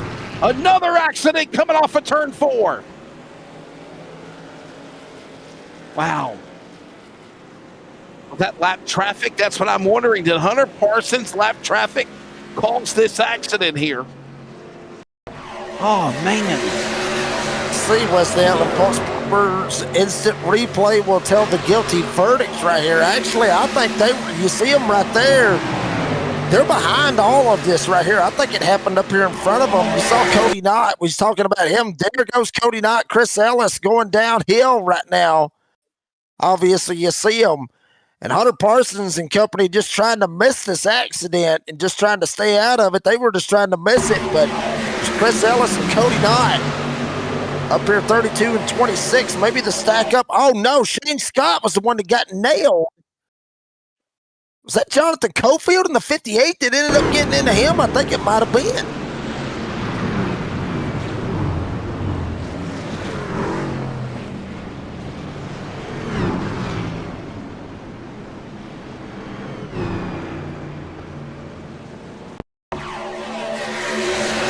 Unbelievable. Another look at it again. Wow. So I'm wondering where this. Well, there's Shane Scott and there's Raul Meza, and I guess nowhere to go. Did he come back down the apron? I think that's what he did. Oh no! They were already spinning behind them. They were already wrecking behind the 21. You need to stay with the 26, and there's the punt and the you know what from behind, and then wow. And then there's how Parsons got collected in it. He wasn't at fault. He was just staying on the inside, and then the accident got in his way. There you go. Ooh. Attaboy Mark Cofield. Missing him right there with a 57. Trying to keep that 57 as clean as he can.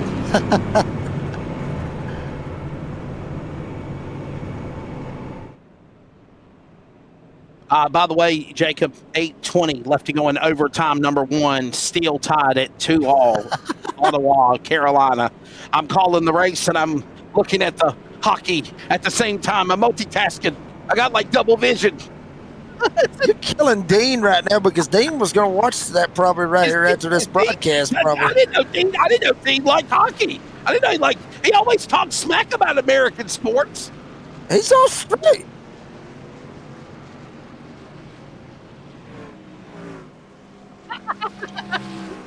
There you go.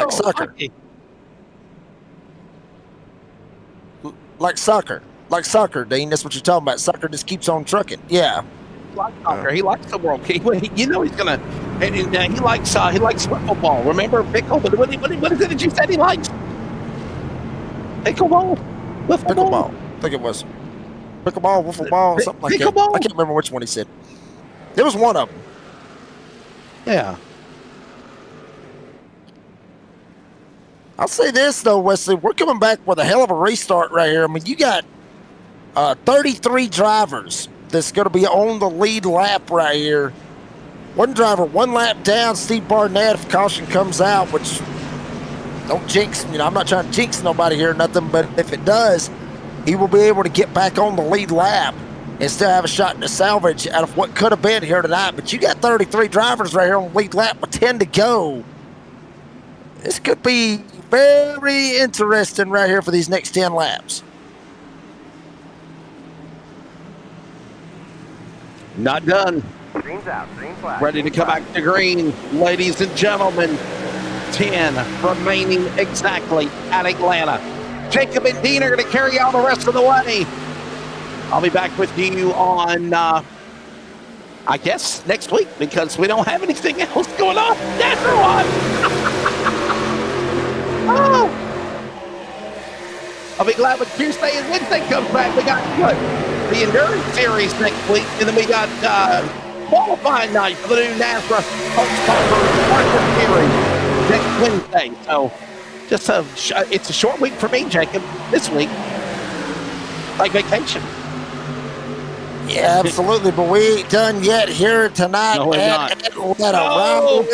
So getting sideways. Smith right behind him. Thomas trying to take advantage down on the inside.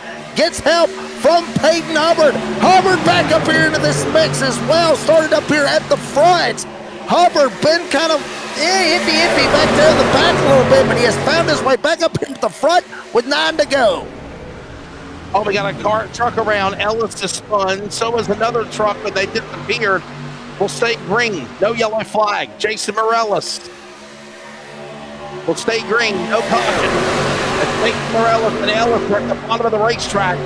Out of harm's way, though. Backing away. Look at this big scatter of traffic within trying to explode. It's Alvis now. Single digits. Coming to the line. It's Thomas and Alvis. They're side by side as they work on 4. 7 remaining. 7 laps to go. Thomas on the bottom and Alvis and Thomas still throwing a little bit of haymakers at one another. Door banging between both of them. 54-44 Hubbard and Smith got a front row seat, all of it going into turn number 3. Alvis leading the outside lane. Thomas down on the bottom. It is literally a high-speed pace lap. Nobody going 3 wide off of 4. And somehow the 31 of Hubbard is staying right there in striking distance. And now we see Thomas being on the inside. There's now a lot of activity going up on the outside lane. They got it organized, and that's what Maurer and Steyer's know, and they got to break apart. Here comes Team DSR trying to gang up with the truck of Alvis 3. About to go on 4. Yeah, they're trying to mix it up as well, and Smith trying to figure out maybe can I work around it? Can I maybe hang out this 54 and have a shot? Thomas not able to lead that lap at the line. Alvis got him by just mere inches. Inside stack up way back there in the back. No caution yet. Thomas works out ahead. Now the caution's out. Caution is out. Trouble. We got a couple of trucks in trouble. There's the 57 of Mark Cofield, Cody Knott, TJ Lee, Dane Hagen involved. Caution out again. And this might possibly set up unlimited overtime attempt number 1. Wow. Watch the replay. This is kind of what happens all of this right around the 57. Mark Cofield. Actually, there's the stack up on the inside lane. Cofield gets hit. Hagan gets turned around as well. Cody Dopp, Mark Cofield not able to miss any of it. End up getting a piece of it as well. Tyler Justice in the mix of that as well. Remember, Wesley, I said 33 trucks on the lead lap. The one driver out of that, I correct me on that one. I thought Hunter Parsons was the one that was 34th. That was actually the hillbilly Steve Barnett. So if he didn't get involved in any of this, Steve Barnett is going to get the lucky dog and get back on the lead lap and be able to salvage his night. But these 4 drivers pretty much probably just want to get the hell out of Georgia and head on out to Cali next week for Auto Club. Here's another look at it again. This is with Dan Hagan. Dan Hagan, the NASA truck, and he tagged the back of Cofield, and then Hagan goes around. Nowhere to go for Cody Knott or Mark Cofield. There goes the 6 of Tyler Justice. He was involved in a caution earlier. There goes the 10 of Lee checking up. Just locks up the tires. And we're under yellow again. Another angle. This one's on board with TJ Lee. Yeah, he just locks up the tires. He says, I'm not getting in trouble. I'm staying out of this. Hey! Good save, though. Adam Newbert. Oh boy! Yeah, almost T-boned him. We got the thoughts of Steve Barnett. Now that things have simmered down here a little bit, let's get the thoughts of Adam Newbert and his take of what happened. I just want to kind of pick his brain. Obviously, Adam, the inaugural series champion, back with us again, the pride out of Toccoa, Georgia. Adam, always good chatting with you, buddy. Man, I wanted to let things simmer down a little bit, but what's your take of what happened between you and Hillbilly Barnett there on the front straightaway? I mean, it was pretty obvious he come down off the corner. He come down and just started dooring me. I don't know what he was doing, if he was trying to just keep me from going through the middle, but I had the line. He come down and doored me. He's up in the wall though. How can you consider that dooring? Can you elaborate more on that? Well, go back coming through 3 and 4. He comes down and doors me off of 4. Okay, so this happened back straightaway into turn 3, leading up to what happened on the front stretch. I got you. It started through turn 4. I got you. Well, did he say anything to you? Was there any interaction after the accident? Nothing worth saying on here. Okay. Jacob, you got anything for Adam Newbert? Well, I mean, Adam, I'm not trying to add no fuel to the fire. I mean, maybe I am, maybe I ain't. But do you feel like that this may be something that possibly could carry on throughout the season, or do you think maybe both of y'all maybe can squash it throughout the week and maybe just kind of get it straightened out? Yeah, one and done. Nah, we'll squash it. I'm pretty good about squashing things with people. It's just, we got to get better race control in here. Race control just, I don't know. Just terrible calls there. Adam, are you excited? I mean, obviously, with the exception of what you think of race control, how's the reception been since returning back full-time to the season that you were the inaugural champion for? I'll be very, very glad when we get off these drafting tracks. I don't know why we have 2 of these to start the season. I got you. All right. I'll do it for him real quick. I'll do it real quick for him. We got beef. We got beef, Dan. I do it for Adam. Try to cheer him up a little bit. Adam, Toccoa, Georgia driver, the inaugural series champion. I appreciate y'all. Thank you. Adam. Good luck, buddy. I wanted to get that listed. As Bill Collins, who's going to be inducted into the Rock and Roll Hall of Fame this year, said, we always need to hear both sides of the story. Green. Back to green, overtime at Atlanta. Here we go.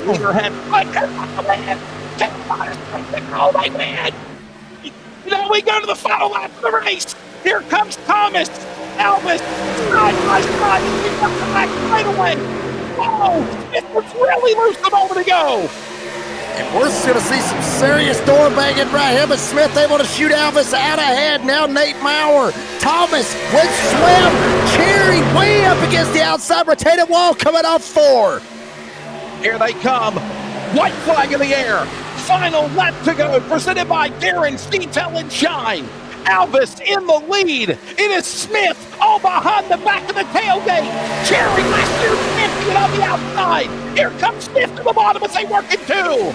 Yeah, they're trying to keep it straight as they can. Smith gonna take a shot down to the inside. Alvis not able to make the block. Kermit the Frog looks Smith and behind him. Smith trying to go for the lead off 4. And the field has imploded. All hell is broke loose behind them. Checkered flag. Roll Elvis spin. He tags Thomas. It's Luke Smith winning Atlanta. Trouble coming across the start-finish line as they wrecked in turn 1 on the cool-down lap. Kermit the Frog, Luke Smith in the STP. Richard Petty, throwback, has won here at that towing company 230 in Atlanta. Watch the final lap here, Jacob. Unbelievable. What a finish right here. I mean, you see how it all played out. Cherry up here trying to make the outside lane work. He gets into Alvis, opened the door for Luke Smith just to ease on by. And Thomas tried to squirt down ahead. Alvis tried to put the block on him. Hard contact. Thomas damn near got second. But Luke Smith, Kermit the Frog, gets the win. And then Alvis comes down, gets into Thomas, sends him around. Might be a little bit of beef right here in the broadcast chat or a broadcast room when we do the post-race interviews. But Luke Smith getting the win. Waynesboro, Pennsylvania. Miss Piggy gonna be tickled to death here tonight. Unbelievable. And by the way, Jacob, the winning goal is under review, possibly an offsides call on Carolina. This overtime might continue. As right now, Luke Smith is going to celebrate in overtime. It took one overtime to do it, but Kermit the Frog wins here in NASRA. And we have now 2 different winners in 2 races this year on the season. Luke Smith from Waynesboro, Pennsylvania will celebrate joining Jonathan Cofield, who won Daytona last week. Oh, and by the way, we will give you the results and all the analysis here in just a moment. For Luke Smith in his 178th career start, that's his 9th career win, 50th top 10 and 50th top 5, 89th Jacob Reeves top 10. Unbelievable. Yeah, I mean, what a drive Luke Smith's been on here, with NASRA, obviously. And, I mean, you think about it, think about what happened to him last season here with the DSR Electric Truck Series Championship, had his issues at Richmond, with him and Blanchard and all that ended up happening, ended up kind of screwing him up just a little bit as far as the playoffs goes. I think it was Smith. Yes, it was Smith. But able to come back and get the win right here, second race of the season. I think it's going to make him feel pretty happy right here to get him a win here tonight for Luke Smith, and he's damn sure going to enjoy this one. Well, here's all the information. By the way, they've overturned the goal. It's offsides on Carolina, so overtime continues. Son of a biscuit. Luke Smith is the winner. Raw Alvis is second. Stephen Thomas third. How about that? Another 3 different groups also finishing on the podium. At the end of overtime, it took one time, 17 green flag lead changes with 9 drivers, 10 cautions for 30 laps. Hard charger of the race tonight, Nate Maurer of 34 spots. Raw Alvis led 99 of 151 laps. Keith Haney was the fastest man. Peyton Hubbard was the pole winner. Results for tonight in that towing company, 230 at Atlanta. Luke Smith is the winner. Raw Alvis is second. Stephen Thomas third. They're coming up on the Florida Cabinet Distributors post-race interviews with Dean and Jacob. Nate Maurer, Brady LaBeouf, a comeback to finish in the top 5. Matt Cherry, Chris Blanchard, Jeffrey Johnson, Zach Hartwick, and Justin White in the top 10, Jacob. Then Adam Newton, the Bulldog, finishing 11th with Holladaddy Brian Chew finishing 12th. TJ Lee, how about this right here for TJ Lee, up 28 spots, coming home with 13th. Brian Chew had some issues as well. He ends up coming back and getting 12th out of it all. Lucas Lyons getting 14th with Shane Scott getting 15th. Craig Schroeder's going to get 16th with Mark Cofield rounding out with 17th. Raul Meza gets 18th with Peyton Johnson and Taylor Peacock running at the top 20. Penalty shot coming up for Carolina. Kerry Tribute, Dan Hagan. Cody Knott, the birthday boy yesterday, finishes at 23rd. Craig Bontrager, followed by, of course, Steve Barnett, the hillbilly. We'll hear those thoughts of him with Adam Newbert probably for next week. Then it's Ellis, Hubbard, Miller, Van Rattle, and Joey Steyer's your top 30. Then right in behind them, 31st, obviously going to be Buzzy Mongo with Adam Newbert finishing in 32nd. Jonathan Cofield will get 33rd. Keith Haiti gets 34th with Tyler Justice getting 35th here this evening. Dylan Elitich will get 36th. Hunter Parsons 37th. Jason Morales, J.D. Larson, and Cole Larson rounding out the top 40.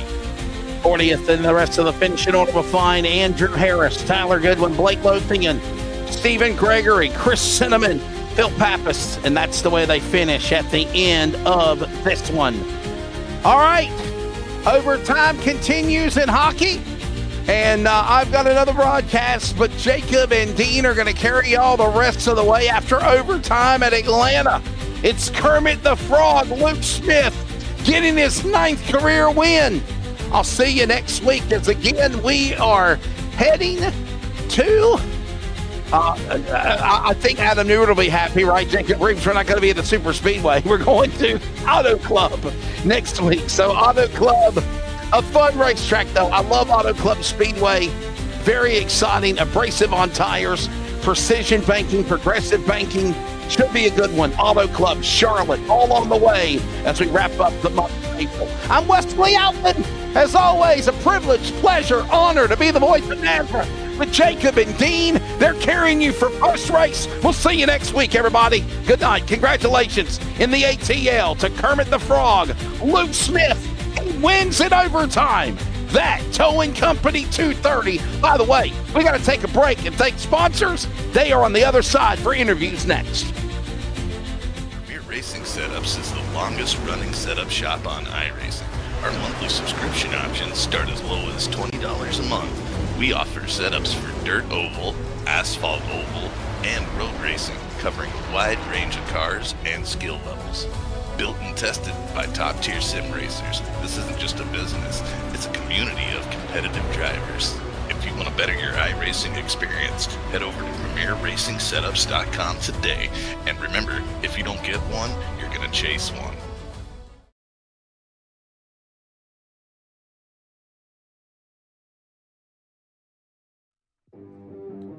Craftsmanship that lasts a lifetime is Florida Cabinet Distributors.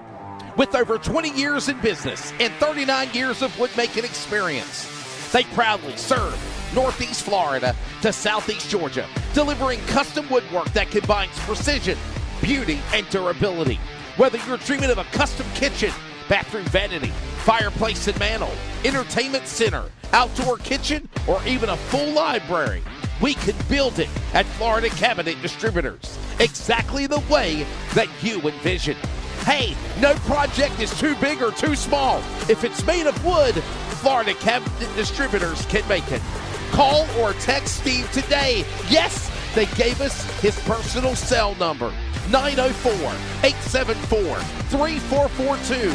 That's 904-874-3442 to book today. Florida Cabinet Distributors, craftsmanship that lasts a lifetime.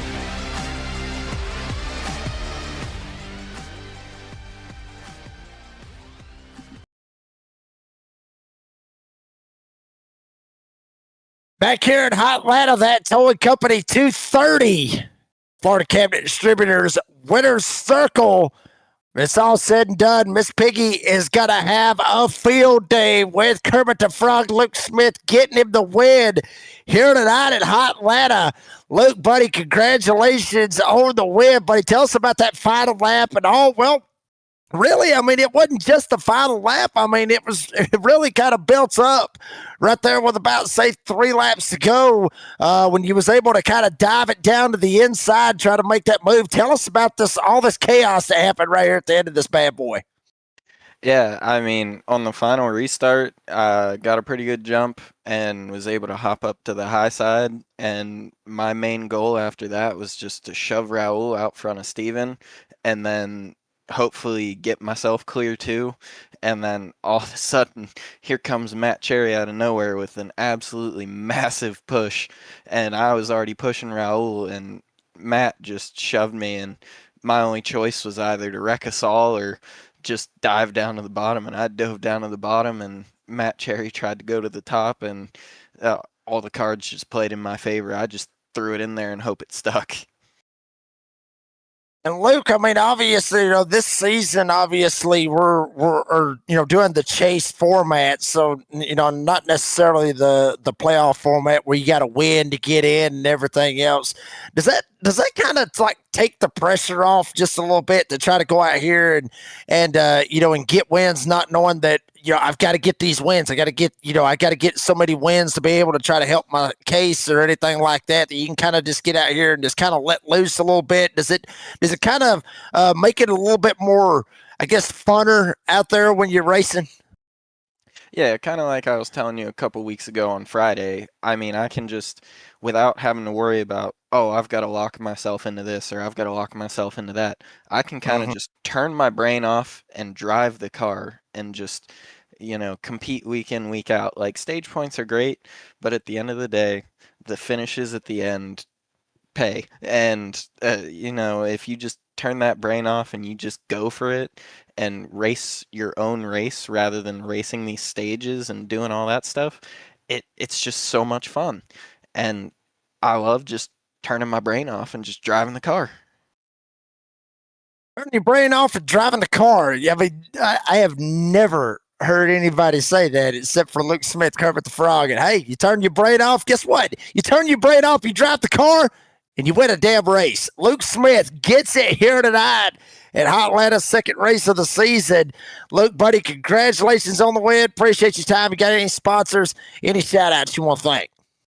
First off, I want to shout out Starbase Comics. They've been on my truck every season I've been here. I'd like to shout out my teammates at NASRA Racing Esports. Shout out you guys for putting on a fantastic broadcast each week, and Brady and Cody for putting on this league, and everybody that goes to getting this involved. It is a fantastic time, and I just enjoy doing this for the love of the game. I love racing. This is just so much fun. So much fun for Luke Smith, Kermit the Frog, Miss Piggy. Your boy got him one here tonight. Luke, buddy, congratulations on the win. Appreciate your time. We'll see you, Cali, next week. Yes, sir. Thank you. That was Luke Smith, Kermit the Frog, and didn't even have to do the Luke or the Kermit the Frog impression. But hey, well, I've got a feeling he's going to be able to pop off a couple of them later on this season as well. Second place finisher, obviously, is Raul Alves. Won your stage one winner and comes home with a P2 here tonight. Raul, I will say this, buddy. I mean, damn, I mean, you tried to stay up there at the front, but I mean, second can't be that bad, right? I mean, or what do you think? I mean, as far as points go, it's good. But I I tried everything I could. I mean, it's just like I just needed more help on the outside. But it just seemed like it was like that the whole entire race. Like I was telling homie, the 27 Smith, that I appreciated him not getting upset at me side drafting him so hard, but that was the only thing I could do to stay out front. I guess everyone was getting tight or loose or whatever it was, so I did drive pretty aggressive, but that was the only choice I had. Kind of sucks because I thought I was gonna win, and then I guess Matt wanted a side draft and failed at that and hit me in the right rear and screwed us all up. But it is what it is. And I'll take a second. I know who to work with and who not to work with in the future. But Smith he's definitely one of the ones that I was worried about, especially middle of the race. And I'm honestly glad that, hates to say this, but like I'm glad that he won at least over me because he was at the front all race. But I'm honestly just frustrated. Yeah, I mean, obviously, Raul, obviously, you was up there at the front, for most of the race and everything else. And I will say this, I mean, you mentioned it, as aggressive as you were driving up there at the front. I mentioned it a little bit, and I'll man up on it as well because I was sitting there saying, well, rookie coming in and getting aggressive with some of these veterans, it might rub some of these guys the wrong way. And I mean, I know you got to get a little bit aggressive, but at some points, I thought maybe you might have been a little bit too aggressive. I mean, but is that just how you race, and it is who Raul Alves is, or I mean, or like you said, you was just trying to be able to stay up there at the front just to try to hold what you could. It's a little bit of both. I mean, I do race very hard. I've been told I race a little too hard, even if it's lap one. The thing is whether it's lap one or lap 150, I'm going to run people the same way. I'm never going to put someone in a bad situation. If I know that I'm not going to like it, I'm not going to do that to someone else. So I do appreciate him doing that. Like I said, I did try to work with a couple of people, and I got left hanging.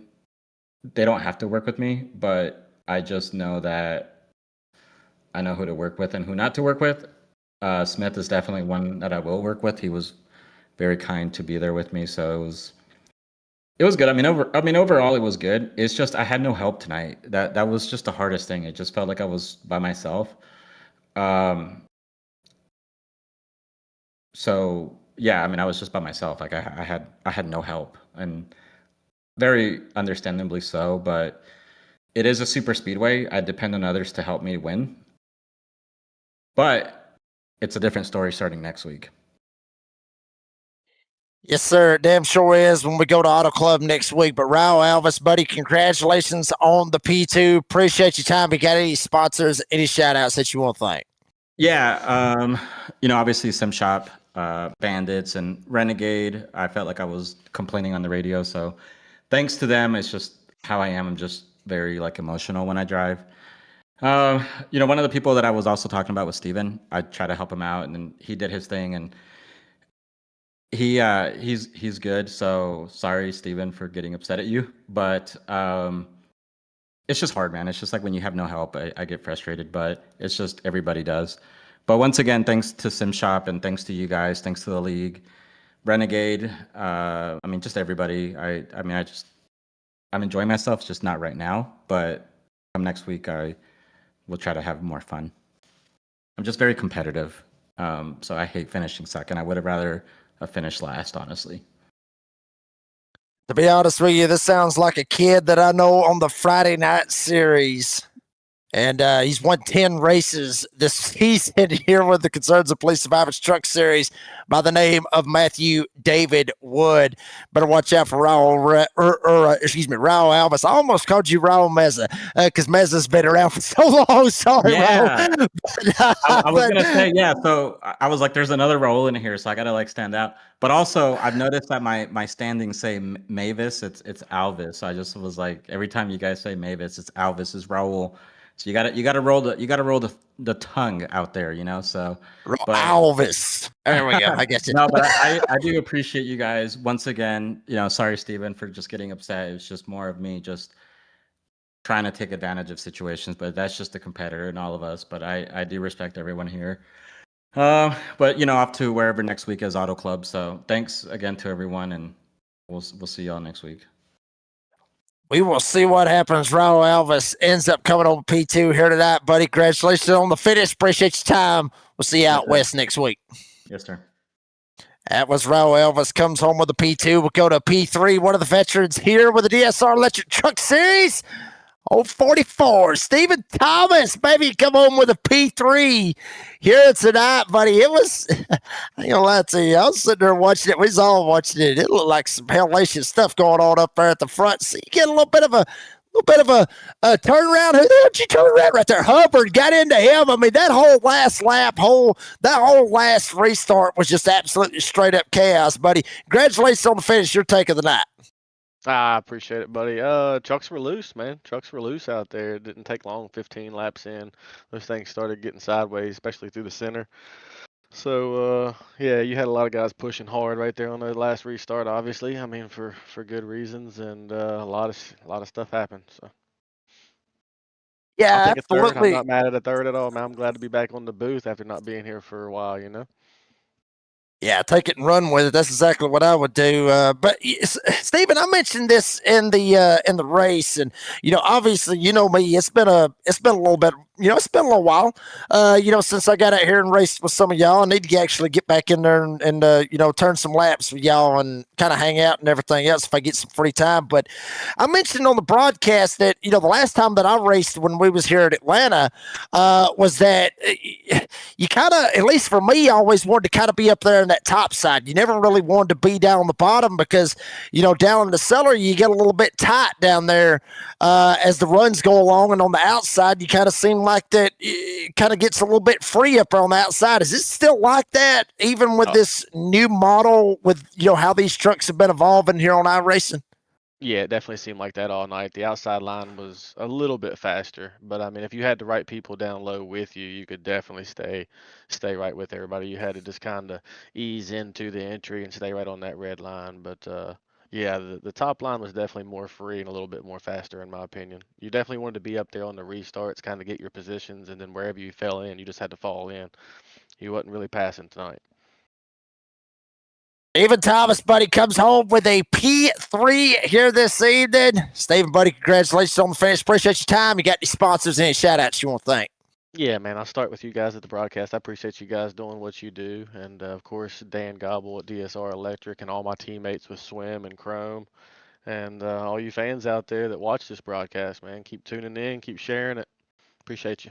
Oh, Brady and Cody, all you guys, that make this league go too. Obviously, I want to thank you guys. I'll see you this weekend, Brady, Talladega bound. I'm leaving Thursday morning. Oh Lord, boy! I'm telling you what, I need to get with y'all like one weekend and go down there. Man, Talladega is special, buddy. You bet. Shoot. Well, I've heard some stories. But I mean, we all need to get together one weekend, and just the guys go one time and just go down there and just throw down and party. It would be pretty cool to go down there and do that. But we gotta wait a little while. Well, yeah, it would probably be me. But hey, look, I got a 9-month-old son in there. We need to let him get a little bit bigger, and everything else, before I start trying to worry about any of that kind of stuff. But Stephen, buddy, congratulations on the finish. Appreciate your time. We'll see you in Cali next week. Have a good night, fellas. That was Stephen Thomas. We'll see him in Cali next week, depending on how everything goes, obviously, at Talladega. If it rains it out Sunday and they race Monday, you might not see him, might not see Brady the Buff, might not see some of these guys racing at Auto Club, depending on how the weather ends up working out in Alabama. But wow, what a race. I mean, Hotlanta, DSR Electric Truck Series season is literally starting to kick off big. Obviously, the Clash was won by Luke Smith. He gets the win here tonight at Hotlanta at second race of the season, and he gets it done. Dean, buddy, final thoughts. Buddy, I know you've been working your ass off. I know you've been doing a lot of broadcasts, buddy, but we got to go ahead and get your final take on a good one here tonight at Hotlanta. Always a pleasure working with you, buddy. Yeah, I'm also glad that Stephen Thomas's internet feed held itself out too, because we saw him blinking quite a little bit towards the end there, and no driver wants that. We don't want to see that at the end of the day. We want it to hold up, and it did, thankfully, at the end there. Brady LaBeouf got himself in that P5 position to finish it, Nate Maurer in that P4 as well too. Matt Cherry, of course, defending champion of this series, still managed to get there, and Chris Blanchard himself up in that P7 position too. So some good driving from these, but it was all Toyota dominated, I think, as well too, for majority of the top 10 also there, with a couple of Chevys and the Dodge Ram led by JJ. But as you said, Hotlanta done, my friend, and we go to Auto Club for the next round. Yeah, I mean, Auto Club's going to be a big one, obviously, for next week. It's going to be a big one for the Friday night series for the Concerns of Police Survivors Truck Series. That is where the season finale will be for season 11 of the Concerns of Police Survivors Truck Series. That is right here on the NASRA 360 Racing Network, but that is the season finale ain't for another couple of weeks, but all that going on the Friday night series, same time, same channel, 9 p.m. Eastern time here on the Friday night series. Got the ARCA series coming up, obviously, here in about 2 weeks, getting the qualifiers going up here in about 10 days. That'll be a good one as well. Can't wait to get that season started as well. We got all kinds of stuff getting ready to get popped off here, so make sure you like and subscribe to the NASRA 360 Racing Network. Keep up with everything going on with the North American Sim Racing Association. Hey, y'all, it's Hot Atlanta. I love this place. I really do. I love coming to races here. I love racing here. It's like I said earlier, it's where I got my only NASRA career win, but by God, I'll take it all day long, and I'll enjoy it. And love this place. Congratulations to Luke Smith on getting the win. And just congratulations. I mean, we had 45 drivers here tonight. And with the racing that we saw some big wrecks. We saw some guys flip. We saw all kinds of chaos. But it was one of the best Atlanta races I think I've probably watched, especially with the truck count that we had tonight. So, I mean, outstanding race. I absolutely loved it. But, folks, that is going to do it for this broadcast here on the NASRA 360 Racing Network. Got to thank all of our great sponsors, like each and every one of them. I mean, I say it each and every week. I call them all off, but I'm going to end up forgetting somebody, and I don't want to make somebody mad. But, I mean, the big ones, obviously, Glass Mechanic for Stage 2, Darren's Detail and Shine for the White Flag, Pulse Poppers, Serve Pro, everything that they do, Cops, for the Friday Night Series, and obviously DSR Electric for what they do. Dan Gobble here on the Monday Night Series. So thank you very much to Dan Gobble, DSR Electric, for what they do. And hey, Chris Blanchard for that towing company, for the sponsorship of that towing company 230 here tonight at Hot Atlanta. Got to give a shout out to the drivers. Like I said a while ago, 45 of you, and you put on a hell of a show here tonight at Hot Atlanta. It was an absolute blast to sit here and watch it. You fans, I mean, y'all are the best. Each and every one of you, I mean, y'all are the best. Love you guys to death. Thank y'all very much for what y'all do, coming in here, catching some of the best racing on iRacing, and hanging out with us. Appreciate y'all. Brady, Cody, TJ, all the admins, all the race directors, everything that y'all do, for allowing us to come in here, be ourselves, entertain the fans, see some of the best racing on iRacing, which is the North American Sim Racing Association. For my good buddy all the way up in North Carolina, Mr. Wesley Outlet, and the best damn producer in the business, the Australian, Dean Hopton Biggles. I'm the redneck announcer, Jake Reeves. Said as always say, be safe, be kind, be fast. We're getting out of the dirty South. We going west, y'all. We going to Cali next Monday night. Auto Club, 9 p.m. Eastern Time, live and only on the NASRA 360 Racing Network. DSR Electric is rolling on, y'all.